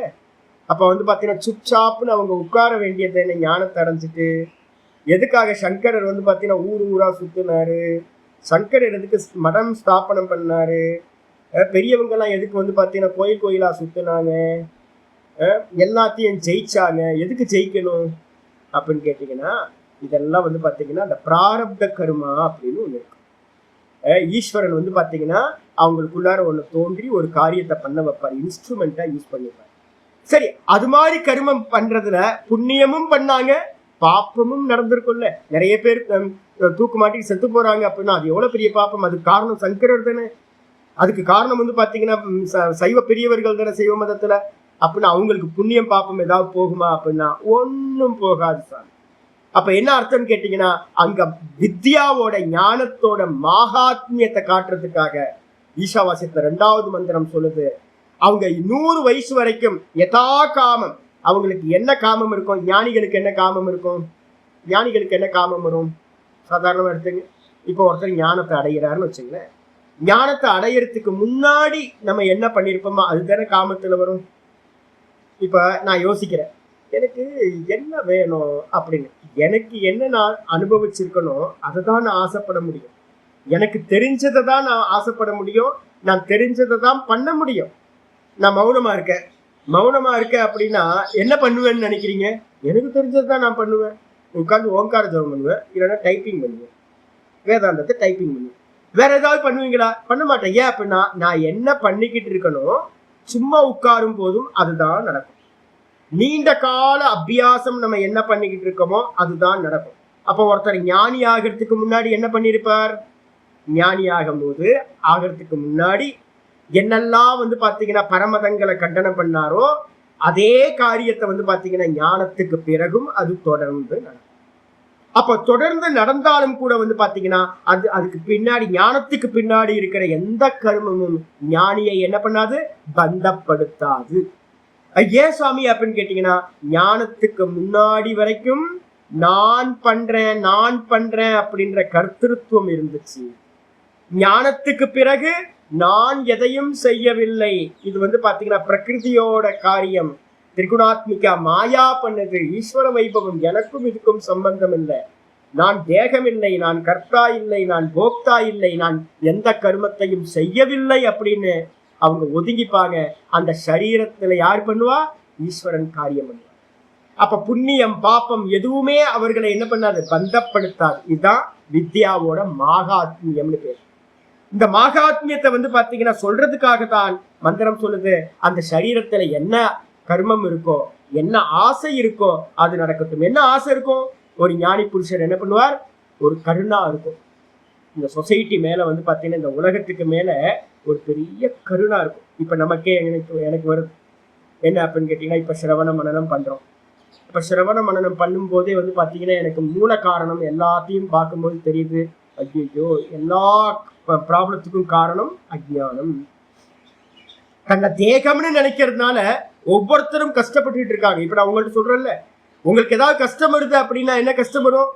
நேற்று ஒரு அம்மா வந்து பாத்தீங்கன்னா ரொம்ப புலம்பர், என் பையனுக்கு கல்யாணம் ஆகணும் சாமி அப்படின்னு. சாமிகிட்ட பிரார்த்தனை பண்ணுங்க, இல்ல நீங்க ஏதாவது பண்ணுங்க அப்படின்னு. அப்போ அவங்களோட மூல காரணம் என்ன அப்படின்னு கேட்டீங்கன்னா, தன்னை தேகமாகவும் பையன தேகமாகவும் நினைக்கிறதுனாலதான் வந்து பாத்தீங்கன்னா என்ன பிரச்சனை வருது, கல்யாணம் ஆகலை அப்படின்னு பிரச்சனை வருது. தன்னை ஒரே ஆத்மா தான், அதுக்கு மேல சரீரங்கள் எல்லாம் கல்பித்தம்னு ஒரு ஞானம் வந்துச்சு அப்படின்னா, சரீரம் பொய்ன்னு ஒரு கல்பனை வந்துச்சு அப்படின்னா, சரீரத்தை குறிச்சு துக்கம் வருமா, வராது. அப்போ ஒவ்வொரு துக்கத்துக்கும் பின்னாடி என்ன இருக்கு அப்படின்னா, அஜ்ஞானம் மட்டும்தான் காரணமா இருக்கு. தேகத்தை நான் அப்படின்னும் இந்த ஜெகத்தை சத்தியம்னு நினைக்கிறது, இதுதான் துக்கங்கள் எல்லாத்துக்கும் காரணமா இருக்கு. அப்போ இப்ப நமக்கே என்ன தோணுது அப்படின்னா, ஐயோ பகவானே இவங்களோட அஜ்ஞானத்தை போக்கு, இதுக்கு ஏதாவது பண்ண முடியுமா, புரிய வைக்க முடியுமா அப்படின்னு இப்ப நான் பேசுறதெல்லாம் உங்க மேல இருக்கிற கருணையெல்லாம் பேசிக்கிட்டு இருக்கேன். இப்போ வந்து பாத்தீங்கன்னா அனுபூதிக்கு பிறகு என்ன நடக்கும்னா, இதே கருணை இன்னும் நல்லா விஸ்தாரமா போகும். பெரியவங்க பண்ணதுக்கு எல்லாத்துக்கும் பின்னாடி என்ன இருக்குன்னா, கருணா மட்டும்தான் இருக்கு. கருணை இல்லை அப்படின்னா இந்த இந்த டெக்ஸ்ட் எல்லாம் எழுதியே இருக்க மாட்டாங்க. யோசிச்சு பாருங்க, இந்த பாஷ்யம் இருக்கு, இந்த பாஷ்யம் எழுதி எவ்வளவு காலம் இருக்கு, உட்கார்ந்து மெனக்கெட்டு பாஷ்யத்தை எழுதுவாங்களே யாராவது. அப்ப என்ன அர்த்தம்னு கேட்டீங்கன்னா, இனி வரக்கூடிய ஜனங்கள் எல்லாம் 100,000 வருஷத்துக்கு பின்னாடி வரக்கூடிய ஜனங்களும் வந்து பாத்தீங்கன்னா இந்த ஞானத்தை அடைஞ்சு அவங்க துக்கத்திலிருந்து விடுபடணும்ன்ற ஒரு கருணை மட்டும்தான் பெரியவங்கள்ட்ட இருந்து. அப்போ வேற எதுக்காகவும் அவங்க வந்து பாத்தீங்கன்னா ஆசைப்பட்டிருக்க மாட்டாங்க. இந்த மொத்த ஜெகத்தும் வந்து பாத்தீங்கன்னா சுகமா இருக்கட்டும், அதுக்காக கர்மா பண்றாங்க. அப்போ அவங்களுக்கு என்ன காமம் இருக்கோ அதெல்லாத்தையும் அவங்க பண்ணட்டும். ஆனா வந்து பாத்தீங்கன்னா ஒன்னும் அது அவங்கள டச் பண்ணவே பண்ணாது, பந்தப்படுத்தாது. அது மட்டும் இல்ல, ஏதத் உக்தம் பவத், அது மட்டும் இல்ல, இன்னொன்னு சொல்லப்பட்டிருக்கு, யாவத் ஜீவம் யதா காமம் புண்ணிய பாபாதிக்கம் குர்வத்யபி விதுஷோ. ஒரு ஞானி புருஷன் வசிஷ்டர், வியாசர் எடுத்துங்க, வியாசர் வசிஷ்டர், இது மாதிரி ரிஷிமார்கள்லாம் எப்படி இருந்தாங்க, ஞானத்தோட இருந்தாங்க. ஞானத்தோட அடைஞ்சதுக்கு பிறகு கூட வந்து பாத்தீங்கன்னா அவங்க என்ன பண்ணிட்டு இருந்தாங்க, முன்னாடி வசிஷ்டர் என்ன பண்ணிக்கிட்டு இருந்தாரோ யாக யஜ்யம் யாகாதிகள், அவர் ஞானத்துக்கு பிறகும் வந்து பாத்தீங்கன்னா வசிஷ்டர் என்ன பண்ணிருப்பார், அதே யஜ்ய யாகங்களை வந்து பாத்தீங்கன்னா சாகர காலம் மட்டும் அவர் தேகம் போற வரைக்கும் பண்ணிக்கிட்டே இருந்திருப்பார். இது மாதிரி அநேக ரிஷிமார்கள் உபனிஷதங்கள்ல இருக்காங்க. ஞானத்தை அடைஞ்சதுக்கு பிறகும் ஃபேனை ஆஃப் பண்ண பிறகும் என்ன பண்ணும், ஃபேன் என்ன ஆகும், வேற ஏதாவது மாறிடுமா, லைட்டா மாறுமா, கிரைண்டர் ஆயிடுமா, அதெல்லாம் ஒன்றும் ஆகாது. ஃபேன் ஓடிக்கிட்டே இருக்கு, சுவிட்ச் ஆஃப் பண்ணதுக்கு பிறகும் சுத்திக்கிட்டே, ஃபேனோட காரியம் கண்டினியூஸா இருக்கும், மெதுவா சுத்தி நிற்கும். அதே மாதிரி ஒருத்தர் என்ன பண்ணிக்கிட்டு இருந்தாரோ அதே கர்மா. இப்ப நான் டீச்சிங் பண்ணிட்டு இருக்கேன், ஞானத்துக்கு பிறகும் என்ன நடக்கும், ஒரு வேளை வந்து பாத்தீங்கன்னா உள்ள ஆழ்ந்து போய் நிக்கிற வரைக்கும், சுரூபத்துல நல்லா நின்று நிக்கிற வரைக்கும் என்ன ஆகிட்டு இருக்கும், இதே வந்து பாத்தீங்கன்னா கண்டினியூ ஆகிட்டு இருக்கும். ஆனா ஸ்லோவாயிட்டே போகும். இவ்வளவுதான், ஃபேன் வந்து ஸ்லோவாய் நிக்கிற மாதிரி. அப்ப வந்து பாத்தீங்கன்னா ஒரு ஞானி புருஷரா இருக்கிறவன் யாவ ஜீவம் எது வரைக்கும் ஜீவனம் இருக்குமோ அது வரைக்கும் யதா காமம், அவங்கள்ட்ட என்ன காமம் இருந்திருக்கும், இந்த உலகத்துக்கு ஹிதம் பண்றது. சர்வபூத ஹிதே ரதாக கீதால வந்து பாத்தீங்கன்னா சொல்லுது, எல்லா ஜீவராசிகளுக்கும் ஹிதம் பண்ணணும், நல்லது பண்ணணும் அப்படின்னு ஒரு காமம் இருக்கும். அந்த யதா காமம் எது வரைக்கும் காமம் இருக்கோ அது வரைக்கும் புண்ணிய பாப்பாதிக்கம் குருவத்யபி பிருகதாரண்யத்தை சொல்லுது. அவன் 1000 பேத்த கொன்னாலும் வந்து பாத்தீங்கன்னா பாஷ்யத்தில் மந்திரம் இல்ல பாஷ்யத்தில் 1000 பேற்றை கொன்னாலும் கூட வந்து பாத்தீங்கன்னா அவன் எந்த பாப்பத்தையும் அடைவதில்லை. நீங்களும் நானும் 1000 பேத்த கொன்னா என்ன அப்ப வந்து பாத்தீங்க அப்படின்னா கொல்வானா, 1000 பேத்த கொல்வானா? இப்போ நம்ம வந்து பாத்தீங்கன்னா சின்ன ஒரு இப்போ வந்து நான் வெளியில போகணும், வேகமா வெளியில போகணும். நான் என்ன பண்ணுவேன்னு கேட்டீங்கன்னா டக்குன்னு வெளில போகும்போது குருவி வந்து பாத்தீங்கன்னா சாப்பிட்டு இப்ப கத்திக்கிட்டு இருக்கு பாருங்க, குருவிலாம் வந்து பாத்தீங்கன்னா ஆகாரம் எடுத்துக்கிட்டு. நான் இப்ப போன வெளியில கதவை திறந்தேன் அப்படின்னா கப்படி எல்லாம் பறந்து போயிடும். நான் என்ன பண்ணுவேன் அப்படின்னு கேட்டீங்கன்னா அந்த குருவி போற வரைக்கும் நான் வெயிட் பண்ணிக்கிட்டே ஒவ்வொருமா ஒளிஞ்சிருந்து பார்த்துக்கிட்டே இருக்கேன். அந்த குருவிங்க எல்லாம் சாப்பிட்டு முடிஞ்சு அப்படி பறந்து போகும்போது கதவை திறந்து நான் வெளில போவேன். எனக்கு என்னன்னா ஐயோ நம்ம போய் டிஸ்டர்ப் பண்ணிடக்கூடாது அந்த குருவிய, நம்ம போனோம் அப்படின்னா பயந்து ஓடி போயிடுமே அப்படின்னு. இப்போ இந்த எண்ணம் வந்து பாத்தீங்கன்னா இப்ப இருக்குல்ல, இந்த எண்ணம் இருந்து நான் ஞானி ஆயிட்டேன்னு வச்சுங்க, அனுபூதி ஆயாச்சு. பிரம்மானுபூதி ஆனதுக்கு பிறகு 1000 குருவியை கொன்றுவேனா? ஒரு குருவியவே கொல்ல மாட்டேன் அப்படின்னும் போது, ஒரு குருவி பறந்து போயிருமே அப்படின்னு நான் யோசிக்கும் போது, ஒரு எறும்பை மிதிச்சிடக்கூடாதுன்னு யோசிக்கும் போது 1000 பேர்த்த கொல்வனா? கொல்ல மாட்டேன். பாப்பம் பண்ணுவனா? பாப்ப கருமத்துல ஈடுபடவே மாட்டேன். ஏன்னா நான் ஞானி ஆகிறதுக்கு முன்னாடியே நிறைய வந்து பாத்தீங்கன்னா நல்ல கருமங்களா பண்ணிருப்பேன். அப்போ ஒருவேளை வந்து பாத்தீங்கன்னா புண்ணியத்தையும் பாப்பத்தையும் பண்ணினாலும் கூட உலகத்தோட பார்வையில சங்கரர் 72 பரமதங்களை ஜெயம் பண்ணினார். அப்பரும் மாணிக்க வாசகரும் சுந்தரரும் இருக்கும்போது வந்து பாத்தீங்கன்னா நிறைய பேர் வந்து பாத்தீங்கன்னா சமண மத துறவிகள் நிறைய பேர் தூக்கு மாட்டிக்கிட்டு செத்து போனாங்க. அது பாப்பம் தானே? ஆமா பாப்பம் தான். அப்போ ஒரு பெரிய காரியம் ஏதாவது தர்மத்தை நான் நிலைநாட்டும் போது அதர்மத்தை பண்றவங்க ஏதாவது கொஞ்சம் பேர் நடந்தாலும் அது பாப்பம் தானே? பாப்பம் தான். ஆனா புண்ணியமோ பாப்பமோ அது நடந்தாலும் குருவத்யபி செய்தாலும் கூட விதுஷி ந கர்மலோபோ கர்மலேபோ, அந்த வித்வானுக்கு வந்து பாத்தீங்கன்னா அந்த கர்மத்தினால எந்த ஒரு பந்தமும் சம்பந்தம், லேப்பம்னா சம்பந்தம், எந்த ஒரு சம்பந்தமும் உண்டாகவே உண்டாகாது. கர்மலேபோ ந பவதி வித்யா சாமர்த்தியா. வித்யா சாமர்த்தியத்தினால என்ன? வித்யா ஞானத்தோட சாமர்த்தியம் என்ன? நான் கர்த்தா இல்லை, நான் போக்தா இல்லை. நான் யாரு? நான் வெறும் திரஷ்டா, வெறும் சைத்தன்யம், சச்சிதானந்த பரபிரம்ம சுரூபம். நான் தேகம் எல்லாம் போய் நடக்கிறதெல்லாம் போய் சொப்பன மாதிரி. அப்ப இந்த மொத்தமும் சொப்பன மாதிரி பார்க்கிறவனுக்கு வந்து பாத்தீங்கன்னா புண்ணியமும் பாப்பமும் எதுவுமே ஒட்டவே ஒட்டாது. தேகம் தனியா ஏதோ நடந்துகிட்டு இருக்கும் சொப்பனத்துல நடக்கிற மாதிரி அப்படின்னு வித்யாவோட சாமர்த்தியத்தை காட்டுறதுக்காக 2வது மந்திரம் சொல்லப்பட்டதையும் எடுத்துக்கலாம். இது வந்து பாத்தீங்கன்னா ஒரு பட்சம். இதுக்கப்புறம் ஆச்சாரியார் சொல்றார் 3வது கரெக்டா சொல்றார், ததாகி. அடுத்த பேஜ் வந்து ததாகி அது போலவே ஈஷாவாஸ்யம் இதம் சர்வம். இதான் முதல் மந்திரம். ஈஷாவாஸ்யம் இதம் சர்வம் யத்கிஞ்ச ஜகத்யாம் ஜெகத். இந்த உலகத்துல எதெல்லாம் இருக்கோ, ஒரு எம்எம் கூட இருக்கோ, அது எல்லாம் வந்து பாத்தீங்கன்னா ஈஸ்வரன் ஈஸ்வரன் ஈஸ்வரன் தான். மீதி எல்லாம் நாம ரூபம். அப்ப மொத்தம் நான் ஏற்கனவே சொல்லியிருக்கேன், ஈஸ்வரன் என்னது? ஈஸ்வரனா சைத்தன்யம் பிளஸ் மாயா. சைத்தன்யம் பிளஸ் மாயா சேர்ந்தா அதுக்கு பேர் ஈஸ்வரன் அப்படின்னு பேர். இப்போ நான்ன்றது வந்து பாத்தீங்கன்னா ஈஸ்வரன், நானுக்கு பக்கத்துல இருக்க பரமஹம்சானந்தான்ற இந்த நாம ரூபம் வந்து பாத்தீங்கன்னா மாயா. இந்த ரெண்டும் சேர்ந்தா இதே மாதிரி இந்த உலகத்துல இருக்கிற எல்லாத்தையும் எடுத்துங்க.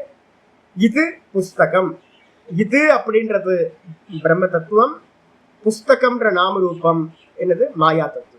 இது மலைன்றது வந்து பாத்தீங்கன்னா நாம ரூபம் மாயா தத்துவம், இது அப்படின்றது ஈஸ்வர தத்துவம். அப்ப இந்த உலகத்துல இருக்கிறது எல்லா வஸ்துக்களையும் எடுத்தீங்கன்னா ஒண்ணு இது அதுன்னு நீங்க சொல்லுவீங்க. பேஸா இருக்கிற சைத்தன்யம் கூட வந்து பாத்தீங்கன்னா நாம ரூபம். இந்த ரெண்டு சேர்ந்துதான் இந்த உலகம் மொத்தமும் இருக்கு. நாம ரூப பஞ்சகம்னு சொல்லுவாங்க. அப்ப வந்து பாத்தீங்கன்னா இந்த உலகத்துல இருக்கிற எல்லா எது அப்படின்னு கேட்டீங்கன்னா ஈஸ்வர ஸ்வரூபம். எது? சுவாமி தான் வந்து பாத்தீங்கன்னா என்ன பண்ற, தன்னுடைய ஒய்ஃபோட சேர்ந்து இந்த உலகமா பரிணமிச்சிருக்க. உலகம் என்னப்பா அப்படின்னு கேட்டீங்கன்னா கண்ணை மூடிட்டு சொல்லலாம், இந்த உலகம் ஈஸ்வர ஸ்வரூபம். ஈஸ்வரன் தான் இருக்க எல்லா இடத்துலயும். என்ன இருக்கு? ஒண்ணு வந்து பாத்தீங்கன்னா அஸ்தி பாதி பிரீத், சத்து சித்து ஆனந்தம். அதுக்கப்புறம் நாம ரூபம், நாமம் ரூபம். அஸ்தி பாதி பிரியம் சேதி நாம ரூபம் ச பஞ்சகம். நாம ரூபம் எந்த வஸ்து எடுத்தாலும் நீங்க என்ன பண்ணுவீங்க? ஒண்ணு நாமம் ரூபம் மேல தெரியறது. இந்த வெளியில தெரிகிற நாம ரூபத்துக்கு அந்நியமா எது இருக்கு? கீழே வந்து பாத்தீங்கன்னா ஒண்ணு தெரியுது. இது என்னங்க அப்படின்னு நான் கேட்டேன்னா, இது புஸ்தகஞ்சி. இது என்னதுங்க? இது வீடுங்க. இது என்ன? இது மலை. இது என்ன? அது இது இது கடல், இது சமுத்திரம், இது வாயு, இது பிருத்திவி, இது அக்னி, இது பூமி, இது ஜகத்து அப்படின்னு இது இது இதுன்னு ஒண்ணு சொல்றீங்களே, அந்த இது எது தெரியுங்களா? அதான் சைத்தன்யம், அதான் பிரம்மம். அப்ப அந்த பிரம்மத்துக்கு மேல நம்ம சொல்ற எல்லா நாமரூபங்களும் மாயா. அப்போ பிரம்மம் இது இதுன்னு சொல்றோம். இதைய சப்ஜெக்ட் வரும்போது என்ன பண்றோம்? நான் சொல்றேன். நான் பரமஹம்சானந்தா, நீங்க சுனிதா, நீங்க வந்து பாத்தீங்கன்னா கிருஷ்ணமூர்த்தி, நீங்க சதானந்த், நீங்க வந்து பாத்தீங்க அப்படின்னா லட்சுமி, நீங்க வந்து பாத்தீங்கன்னா பாஸ்கர் அப்படின்னு ஒவ்வொருத்தரையும் நான் என்ன பண்றேன் அப்படின்னு கேட்டீங்கன்னா, நீங்க நீங்க நீங்க எல்லாத்துக்கும் நீங்க வருதா? ஆமா. நான் நான் நான் நான் எல்லாரும் நான் சொல்றோமா? அதுக்கு பக்கத்துல இருக்கிறது அது பொய், அதான் மாயா அம்சம்.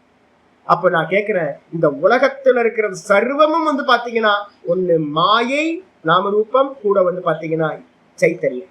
இந்த ரெண்டும் சேர்ந்தா என்னது? ஈஸ்வரன். அப்ப இந்த உலகத்துல இருக்கிற ஒவ்வொரு எம்மமும் வந்து பாத்தீங்கன்னா ஈஸ்வரனா தான் இருக்கு. அப்ப இனிமே என்ன பண்ணணும் அப்படின்னு கேட்டீங்கன்னா, நல்லா சிரவண மனனம் பண்ண பண்ண பண்ண பார்க்கறது எல்லாத்தையும் ஈஸ்வரனா பார்க்கிறது. ஈஸ்வரனுக்கு அந்நியமா இந்த உலகத்துல ஒண்ணுமே இல்லை. சைத்தன்யத்தோடு, அதான் சொல்றல, அர்த்தநாரீஸ்வர சுரூபம் தான் இந்த மொத்த உலகமும் வந்து பாத்தீங்கன்னா அர்த்தநாரீஸ்வர சுரூபத்துல மாயையும் சைத்தன்யமும் சேர்ந்து ஒரே ஈஸ்வர சுரூபமா தான் இருக்கு அப்படின்னு பார்க்கணுமா. இதுதான் ஈஷாவாசியத்தோட முதல் மந்திரம்.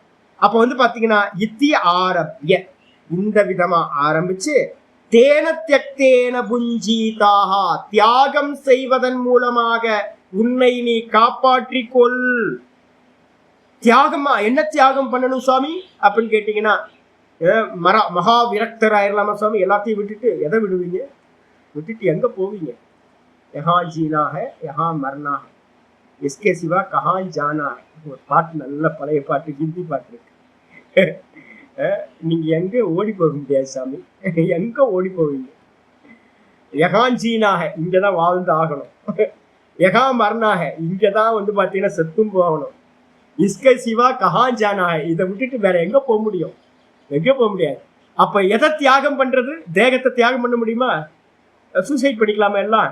சைனால, இதுல ஜப்பான்ல வந்து பாத்தீங்கன்னா ஒரு டைம்ல 70s எப்போ என்ன ஆயிடுச்சு அப்படின்னு கேட்டீங்கன்னா, ஒரு மதவாதி வந்து நம்ம இறந்து போயிட்டோம் அப்படின்னா முக்தி அப்படின்னு வந்து பாத்தீங்கன்னா ஒரு அண்டர் கிரவுண்டு ட்ரெயின் ஸ்டேஷன், ஒரு ஸ்டேஷன் இருந்துச்சு. அதுக்குள்ளார வந்து பாத்தீங்கன்னா நூற்றுக்கணக்கான பேர் சூசைட் பண்ணி செத்து போயிட்டாங்க. இது மாதிரி மதங்கள்லாம் கூட நாட்டுல இருந்திருக்கு. அப்போ வந்து பாத்தீங்கன்னா தியாகம்னா, தேகத்தை தியாகம் பண்ணா வந்து பாத்தீங்கன்னா எல்லாம் முடிச்சு போயிருமா? சூசைட் பண்றவங்க எல்லாம் அப்படிதான் நினைச்சுக்கிறாங்க. சூசைட் பண்றவங்க எல்லாருமே தேகத்தை விட்டா எல்லா சொல்யூஷன் கிடைச்சிடும் நினைக்கிறாங்க. அதெல்லாம் இல்லைங்க. அப்ப என்ன பண்ணணும்? தியாகத்தினால் உன்னை காப்பாற்றிக் கொள்ளணும். என்ன பண்ணணும்? நானை காப்பாத்திக்கணும். நானை காப்பாற்றணும்னா என்ன பண்ணணும்? பக்கத்துல இருக்கிற தேகத்தை என்ன பண்ணி ஆகணும்? நான் பரமஹம்சானந்தா, பரமஹம்சானந்தாவை காப்பாத்திக்க முடியுமா? பரமஹம்சானந்தாவை என்ன காயகல்பம் சாப்பிட்டாலும், அப்போலோ டாக்டர்ஸ் வந்து பாத்தீங்கன்னா 4 பேர் அப்பாயின்மெண்ட் பண்ணி பக்கத்திலேயே வச்சுக்கிட்டாலும், அமெரிக்காவில் போய் வந்து பாத்தீங்கன்னா ஒரு ஸ்பெஷலிஸ்ட் டாக்டர் எல்லாம் கூப்பிட்டு வந்து பாத்தீங்கன்னா ஒரு ஃபிளைட், சார்ட்டர்ட் ஃபிளைட் வந்து பாத்தீங்கன்னா அரேஞ்ச் பண்ணி வச்சிருந்தாலும் இந்த பரமஹம்சானந்தாவை என்ன பண்ண முடியாது? காப்பாத்திக்கவே முடியாது. அப்ப நானை காப்பாத்திக்கணும்னு நான் என்ன பண்ணணும்? இந்த பரமஹம்சானந்தா நான் அப்படின்ற ஒரு பிடிச்சு வச்சிருக்கேனே, என்ன பண்ணணும்? இதை தியாகம் பண்ணணும். இந்த பரமஹம்சானந்தா பொய், நான் மட்டும்தான் சத்தியம். நான் சத்தியம், இந்த பரமஹம்சானந்தான்ற நாமரூபம் பொய் அப்படின்னு இதை தியாகம் பண்ண. சத்திய புத்தி இருக்குல்ல, நம்ம கொடுத்து வச்சிருக்கோம். நான் இதை பிடிச்சு தொங்குறோமே, சதா காலமும் வந்து பாத்தீங்கன்னா இதை பிரியாம இருக்கும். அப்போ வந்து பாத்தீங்கன்னா என்ன பண்ணணும் அப்படின்னா, இது பொய், இது பொய், இது பொய்ன்னு சதா காலமும் என்ன பண்ணணும், தியாகம் பண்ணிக்கிட்டே இருக்கணும், மனசுக்குள்ள சொல்லிக்கிட்டே இருக்கணும். இந்த தேகம் பொய், சொப்பனத்துல இல்ல, டீப் ஸ்லீப்ல இல்ல, இப்ப மட்டும்தான் வந்து இது தூக்கத்துல திரும்ப போகும்போது இல்லாம போயிடும். ஜாகிரதத்துல இருக்கு, சொப்பனத்துல இல்ல, அப்புறம் மூச்சை மயக்கம் போட்டு விழுந்துட்டோம்னா இல்ல, அதுக்கப்புறம் சமாதியில இல்ல, அப்புறம் டீப் ஸ்லீப்ல இல்ல. அப்போ வந்து பாத்தீங்கன்னா ஒரு டைம்ல இருக்கு, இல்லாம போகும். இந்த உலகத்துல வந்து பாத்தீங்கன்னா நேற்று ஐயோ சாமி, ஒரு பாட்டி வந்து 80 வயசு இருக்கும், ஒரு பாட்டி வந்து பாத்தீங்கன்னா ஐயோ சாமி வலிக்குது சாமி, உடம்புலாம் சரியில்லை சாமி. ஆமா, எல்லாத்துக்கும் அப்படிதான் ஆகும்.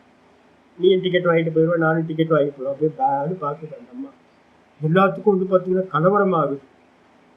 நான் இப்ப வந்து பாத்தீங்கன்னா ஒரு 70 வயசுக்கு மேல இருக்காங்கன்னாவே வந்து பாத்தீங்கன்னா அனுகிரகமே பண்றது. அனுகிரகம்னா சீக்கிரம் செத்து போயிடுவீங்க அப்படின்னு. என்ன பயம் ஒரு யோசிச்சு பாருங்க எல்லாத்துக்கும். அதான யதார்த்தம். வந்து பாத்தீங்கன்னா நம்ம சாவமா, நம்ம சாவ மாட்டோம். தேகத்தை யாராவது காப்பாத்திக்க முடியுமா அப்படின்னா ஒரு யதார்த்தம் புரியணும், தேகத்தை காப்பாத்திக்கவே முடியாது. என்னோட தேகத்தையும் காப்பாற்ற முடியாது, யாரோட தேகத்தையும் காப்பாத்திக்க முடியாது. இந்த மொத்த பிரபஞ்சமும் ஒரு நாள் என்ன ஆயிடும், போயிடும். யாருக்காக அழறது? எல்லாத்துக்காக அழுவுமா? உட்கார்ந்து மொத்த பேரும் சேர்ந்து உட்கார்ந்து ஒப்பாரி வைப்போமா? ஐயோ போதே, ஐயோ போதே, உலகமே நாசமாக போகுதே, எல்லாரும் செத்து போக போறோமே, எல்லாம் செத்து போக போறோமே. அப்ப எவ்வளவு நம்ம என்ன பண்ணிட்டு இருக்கோம் அப்படின்னு கேட்டீங்கன்னா, கொஞ்சம் கொஞ்சமா வந்து பாத்தீங்கன்னா துக்கத்தை அடைஞ்சுக்கிட்டே இருக்கும். அப்ப நம்மளை காப்பாத்திக்கணும் அப்படின்னா ஒரே ஒரு காயகல்பத்தினால முடியாது. செக்யூரிட்டி எதுவுமே இல்லை. நான் அப்படின்றதுதான் சத்தியம். நானுக்கு அந்நியமா இருக்கிற மொத்த பிரபஞ்சமும் மொத்த தேகங்களும் பொய்யானது அப்படின்னு, இது பொய்ன்னு என்ன பண்றீங்க, தியாகம் பண்றது மூலமா, நாம ரூபம் பொய் என்று தியாகம் செய்வதன் மூலமா நானை காப்பாற்றிக்கொள், உன்னை நீ காப்பாற்றிக்கொள். இதுக்கு அந்நியமா காப்பாத்திக்கிறதுக்கு வேற வழி இல்லை. துக்கத்தை அடைஞ்சுக்கிட்டே இருக்க வேண்டியதான். நம்மளை விட்டு எல்லாம் போயிட்டே இருப்பாங்க, கண்ணுக்கு முன்னாடியே எல்லாம் போயிட்டே இருக்கும், ஒண்ணுமே பண்ண முடியாது. ஏதோ இல்யூஷன் நடந்துகிட்டு இருக்கிற ஒரு தோற்றம், இதை எதுவுமே சரி பண்ண முடியாது, பரிகாரம் பண்ண முடியாது, போயிட்டே இருக்கும். அதனால வந்து பாத்தீங்கன்னா தேன தியக்தேன புஞ்சீதா இது விதுஷா. வித்வானுக்கு, வித்வான யாரு, நம்ம தான். பாடம் படிச்சுட்டு இருக்கீங்கல்ல, அறிவு வருது இல்ல. 4 வருஷமா பாடம் கேட்டு வந்து பாத்தீங்கன்னா நான் அஜ்ஞானி சாமி மூஞ்சிலே குத்தணும். 4 வருஷமா நான் உட்காந்து இதுக்கு பாடம் எடுத்துக்கிட்டு இருக்கேன். இது பொய், இது பொய், இது பொய், இது பொய். சாமி எனக்கு பொய்ன்னு புரிய மாட்டேங்குது. அவஸ்தா திரயத்தை எதுக்கு திரும்ப திரும்ப சொல்றோம்? எதுக்கு அவஸ்தா திரயத்தை திரும்ப திரும்ப சொல்றோம்? பிறக்கிறதுக்கு முன்னாடி உங்க ஒய்ஃப் எல்லாம் எங்க இருந்தாங்க? உங்க குழந்தைங்க பிறக்கிறதுக்கு முன்னாடி எங்க இருந்தாங்க? உங்க தாத்தா பாட்டி இப்பெல்லாம் எங்க போனாங்க? தாத்தா பாட்டி எங்க போனாங்கன்னு தெரியாது. நம்ம பிறக்கிறதுக்கு முன்னாடி எங்க இருந்து வந்தோன்னு தெரியாது. என் குழந்தைங்க எல்லாம் பிறக்கிறதுக்கு முன்னாடி எங்க இருந்தாங்கன்னு தெரியாது. அப்ப போன தாத்தா பாட்டியும் தெரியாது, போன அப்பா அம்மாவும் தெரியாது. நம்ம பிறக்கிறதுக்கு முன்னாடி நம்ம எங்க இருந்தோம்னு தெரியாது. என் குழந்தைங்க எங்க இருந்தாங்கன்னு தெரியாது. நம்ம எங்க போறோம்னு தெரியாது. என்னங்க அநியாயமா இருக்குல்ல? ஒன்னும் தெரியாது. நம்ம நடுவுல வந்து பாத்தீங்கன்னா எவ்வளவு மோகத்தை வச்சிருக்கோம். சொப்பனத்துக்குள்ளார போனா வேற உலகம் தெரியுது, டீப் ஸ்லீப் போனா ஒண்ணுமே தெரிய மாட்டேங்குது, ஒண்ணுமே இல்லை, ஆனந்தமா இருக்கும். அப்ப நம்ம ஆனந்தமா இருக்கிற இடம் எது? தூக்கம். அங்க எதுவுமே இல்லை. அப்ப வந்து பாத்தீங்கன்னா என்ன பண்ணணும் அப்படின்னா மந்திரம் சொல்லுது, சர்வ கர்ம தியாகேன. சர்வ கர்ம தியாகம்னா கர்மத்துக்கு எது காரணம்? நம்ம ஒரு கர்மத்தை பண்றோம், அதுக்கு எது காரணம்? கர்மத்தை பண்றதுக்கு காரணம் காமம். கர்மஸ்ய ஹேத்துகு காமஹா. தைத்திரிய உபநிஷத்துல வந்து பாத்தீங்கன்னா ஆரம்பிக்கும் போதே ஆச்சாரியார் இதை பத்தி விசாரம் பண்ணியிருந்தார். கர்மஸ்ய ஹேத்துகு காமஹா. கர்மத்திற்கு காரணம் நம்ம ஆசைப்படுறோம், ஆசைப்பட்டதை அடையறதுக்காக தான் கர்மத்தை பண்றோம். அப்ப கர்மத்தை விடணும் அப்படின்னா என்ன பண்ணணும்? ஆசையை விடணும். எப்படி ஆசையை விடுறது? உலகத்துல இருக்கிற எல்லாரும் சொல்றாங்க ஆசையை விடு, ஆசை விடு, ஆசை விடு. ஆசையை விடுனா எப்படி விடுறது? இது பொய்ன்னு நல்லா யோசிச்சா மட்டும்தான் விட முடியும். தீர்க்க சொப்பனம், பெரிய சொப்பனம் போயிட்டு இருக்கு. சொப்பனம் வந்து பாத்தீங்கன்னா சின்ன சின்னதா முடிஞ்சுக்கிட்டு இருக்கு. ஆனா இந்த சொப்பனம் லென்த்தா போயிட்டு இருக்கு. ஆனாலும் இது சொப்பனம் தான். எதெல்லாம் பார்க்கிறனோ அதெல்லாம் பொய், பார்க்கிறவன் மட்டும்தான் சத்தியம் அப்படின்ட்டு வந்து பாத்தீங்கன்னா என்ன காமப்படணும்? நமக்கு ஒரே ஒரு காமம் வரணும், நான் மேல காமம் வரணும். நான் மேல ஆசை வந்துச்சு அப்படின்னா ஆத்ம காமகான்னு பேரு. அது வந்துச்சு அப்படின்னா மற்றதுல இருக்கிற எல்லா ஆசைகளும் நிஷ்காமமா போயிடும். எல்லா ஆசை இல்லாம அகாமனா நம்ம ஆயிட முடியும். ஏன்? நானு கண்ணியமா இருக்கிறதெல்லாம் போய் இதை அவஸ்தாத்திரயத்தை வச்சுக்கிட்டு நல்லா திரும்ப திரும்ப கொண்டுட்டு வரணும். திரும்ப திரும்ப கொண்டுட்டு வரணும். நீங்க பரலோகம் மண்ணாங்கட்டி புண்ணாக்கெல்லாம் தூக்கி ஓரமா போடுங்க. இறந்து போனவங்க எங்க போனாங்க? இல்லாம போயிட்டாங்க. பிறக்காதவன் இப்ப பிறந்தான். இறந்து போனவன் என்ன போவான்? இல்லாம போயிடுவான். தோற்றம் மறைவு, இவ்வளவுதான். எப்படி பாத்தீங்கன்னா சொப்பனத்துல இருக்கிறவங்களுக்கு எல்லாம் ரீபர்த் எல்லாம் பாத்துட்டு இருக்கீங்களா? சொப்பனத்துல பாத்தீங்கன்னா ஒருத்தர் செத்து போயிட்டாரு. அவரு அடுத்த ஜென்மத்துல எங்க பிறப்பாரு அப்படின்னு எங்கேயா யோசிப்போமா? சொப்பனத்துல பார்த்தவங்க எல்லாரும் பாத்தீங்கன்னா அடுத்த எங்கேயாவது சொப்பனத்துல வேற எங்கேயாவது வருவாங்களா? அதெல்லாம் இல்ல. தோற்றம் மறைவு. அதேதான். எப்படி சொப்பனத்துல பாத்தீங்கன்னா தோற்றம் மறைவோ அதே மாதிரி ஜாகிரதத்திலையும் தோற்றம் மறைவு. தோன்றுது மறைஞ்சு போகும். ஒரு இல்யூஷன் தெரியுது, இல்லாம போகுது. அப்ப தெரியுது இல்லாம போகுது அப்படின்னா யாரு பாக்குறா? நான் பாக்குறேன். பார்க்கிறவன் மட்டும்தான் சத்தியம், பார்க்கப்படும் அனைத்தும் பொய் அப்படின்னு ஒருத்தருக்கு நல்ல புரிதல் வந்துச்சு அப்படின்னா அப்ப என்ன ஆகும்? எந்த ஆசையும் அவன்கிட்ட உண்டாக. ஆசை உண்டாகலனா எந்த கர்மமும் சம்பவிக்காது. அப்போ சொல்றாரு சர்வ கர்ம தியாகேன, எல்லா கர்மங்களையும் விடுறது மூலமா, கர்மத்தை விட்டா கூட பாத்தீங்கன்னா ஆசையையும் போயிடும். ஆசையை விட்டுட்டு ஆத்ம பாலனம் முக்துவா, ஆத்ம பாலனம்னா தன்னை ஆத்மாவை காப்பாற்றி கொள்வதற்கு வழி சொல்லுது. அதை சொல்லிட்டு ஆத்ம முக்துவா நியோஜியே பிரம்ம விதி. அது என்ன பண்ணுதுன்னா பிரம்மத்தை அறியறதுக்கு பாத்தீங்கன்னா விதிய பண்ணுது. பிரம்மத்தை அறியணுமா? அப்ப ஒண்ணு பண்ணணும், நான்ல போக்கஸ் ஆகணும். நான் தான் பிரம்மம். அப்ப நான்ல போக்கஸ் ஆகணும்னா உங்களுக்கு என்ன வேணும்? வெளியில இருக்க போக்கஸ் எல்லாத்தையும் தியாகம். சிம்பிள். உன்னை பார்க்கணும் அப்படின்னா சின்ன வயசுல இருந்து அப்படித்தானே பண்ணிட்டு இருக்கோம். எந்த படிப்புல படிக்கிறோம் அப்படின்னா டிவி பார்க்காத, ஏன் டிவி பார்க்காத அப்படின்னு கேட்டீங்கன்னா பாடம் படி, அப்பதான் ஃபர்ஸ்ட் ரேங்க் வர முடியும், நிறைய மார்க் எடுக்க முடியும் அப்படின்னு சின்ன குழந்தைங்க சொல்றோம். அப்ப டிவியை தியாகம் பண்ணி, டிராமாவை தியாகம் பண்ணி, விளையாட்டை தியாகம் பண்ணாதான் மார்க் அதிகம் எடுக்க முடியும். போக்கஸ் பாத்தீங்கன்னா 2த்துல பண்ணா முடியுமா? முடியாது. அப்ப பிரம்மத்தை அடையணும்னு ஆசைப்பட்ட அப்படின்னா மற்றது எல்லாத்தையும் அவுட் ஆஃப் போக்கஸ் பண்ணு. அப்ப அவுட் ஆஃப் போக்கஸ் பண்றது தான் பாத்தீங்கன்னா இங்க பிரம்மத்தை அறியறதுக்கான விதி. அதுதான் தியாகம்னு சொல்லப்படுது. அப்போ தியாகத்தை பண்றத பாத்தீங்கன்னா நியோஜிய பிரம்ம விதி. நமக்கு பாத்தீங்கன்னா பிரம்மத்தை நோக்கி பாத்தீங்கன்னா அறியறதுக்கு ஒரு விதியை சொல்லி தியாக கர்த்திருத்துவ உக்தி அப்படி தியாகத்தை பண்ண சொல்லுது. தியாகத்தை பண்ண சொன்னதுக்கு பிறகு கூட பாத்தீங்கன்னா தியாக கர்த்தவியதா உக்திர் அப்படி யுக்துவா அயுக்தா ஏவ இதி மத்வா. ஐயோ அவனுக்கு அதையும் தப்பா சொல்லிட்டமே, அவனை தியாகம் பண்ண சொல்லிட்டமே அப்படின்ட்டு பாத்தீங்கன்னா என்ன சொல்லுது அப்படின்னு கேட்டீங்கன்னா அது கூட தப்பு அப்படின்னு நினைச்சுக்கிட்டு சகித்தக ஸ்ருதி பாத்தீங்கன்னா சந்தேகப்படுதான். ஐயோ இவனுக்கு விதியை வைக்க முடியாது. ஒரு ஞானி புருஷனுக்கு விதி வைக்க முடியுமா? நம்ம ஏற்கனவே பார்த்துருக்கோம். என்னன்னு கேட்டீங்கன்னா 2-3 இதுக்கு முன்னாடி வேதமே கூட பாத்தீங்கன்னா ஒரு ஞானி புருஷனுக்கு இதை செய்யாதேன்னு பாத்தீங்கன்னா என்ன பண்ண முடியாது? கமெண்ட் பண்ண முடியாது. ஏன் அப்படின்னு கேட்டீங்கன்னா வேதம் கூட எங்க இருக்கு? சொப்பனத்துல இருந்துச்சா வேதம்? டீப் ஸ்லீப்ல வேதம் இருந்துச்சா? இருக்கு எஜு சாமாதர்வனம் ஏதாவது இருந்துச்சா? மண்ணகட்டி புண்ணாக்கும் இல்லை. அப்ப ஜாகிரதத்துல மட்டும்தான் வேதம். அப்ப கல்பனைக்குள்ளாரதான் நீங்க எதையெல்லாம் இந்த சங்கு சக்கர கதாதாரி யாராவது வந்தாங்களா? அங்க நல்லா சொடலை எங்கேயாவது பாத்தீங்களாங்க?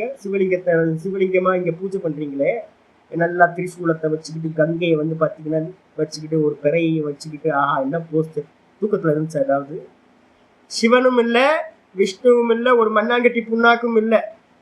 அப்ப அங்க யார் இருந்தா? வெறும் பாத்தீங்கன்னா வெறும் சுகஸ்வரூபமா சச்சிதானந்தம் நான் மட்டும்தான் இருந்தேன்.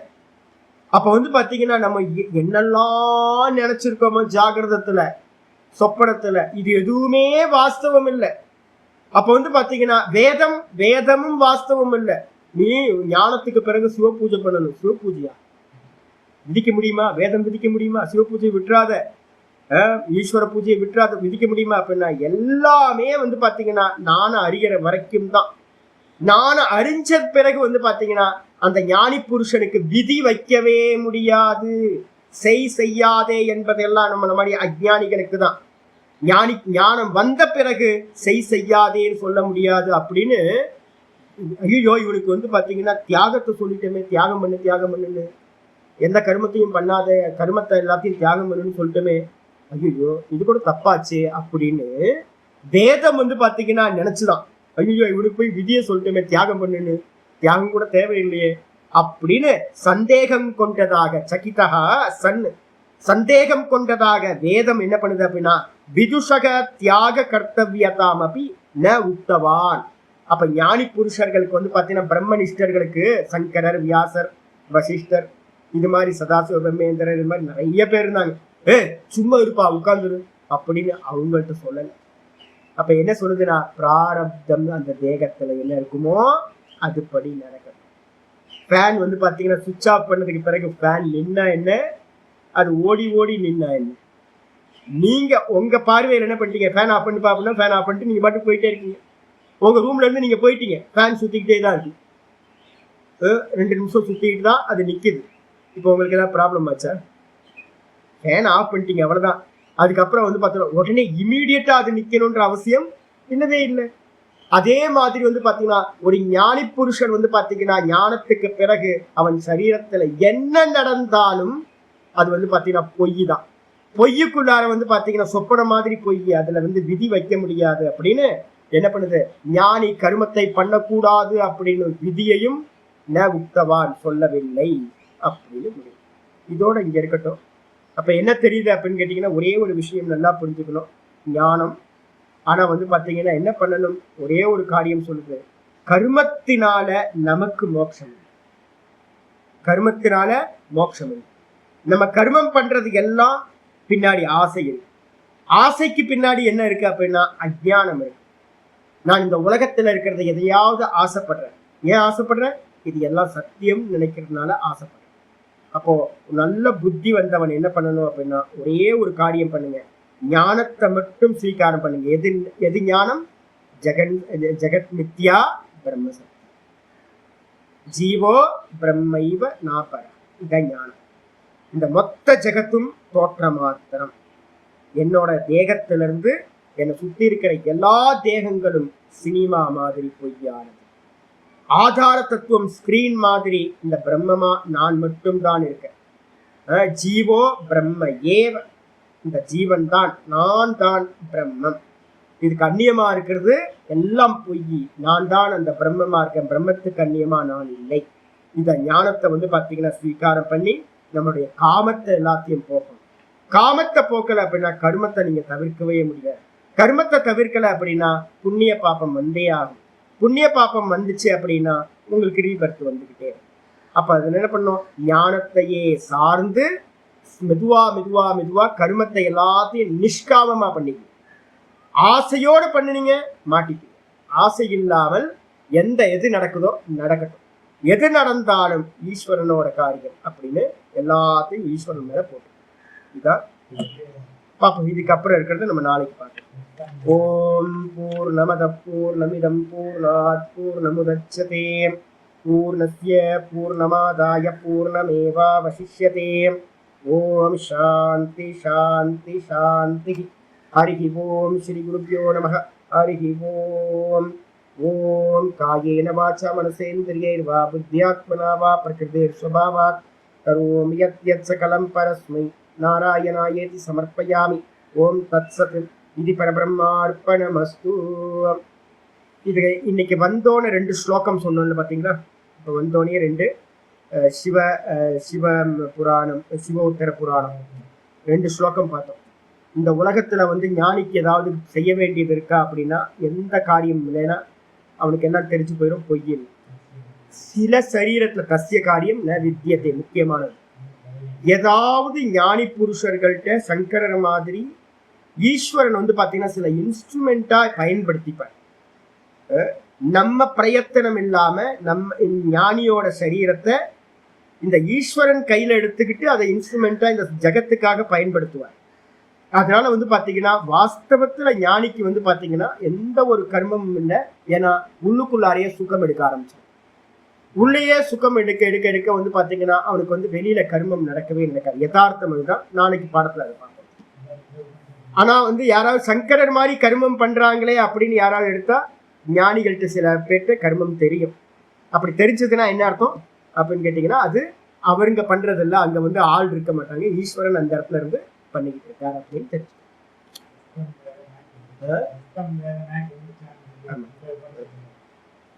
நமஸ்காரம் நமஸ்காரம்.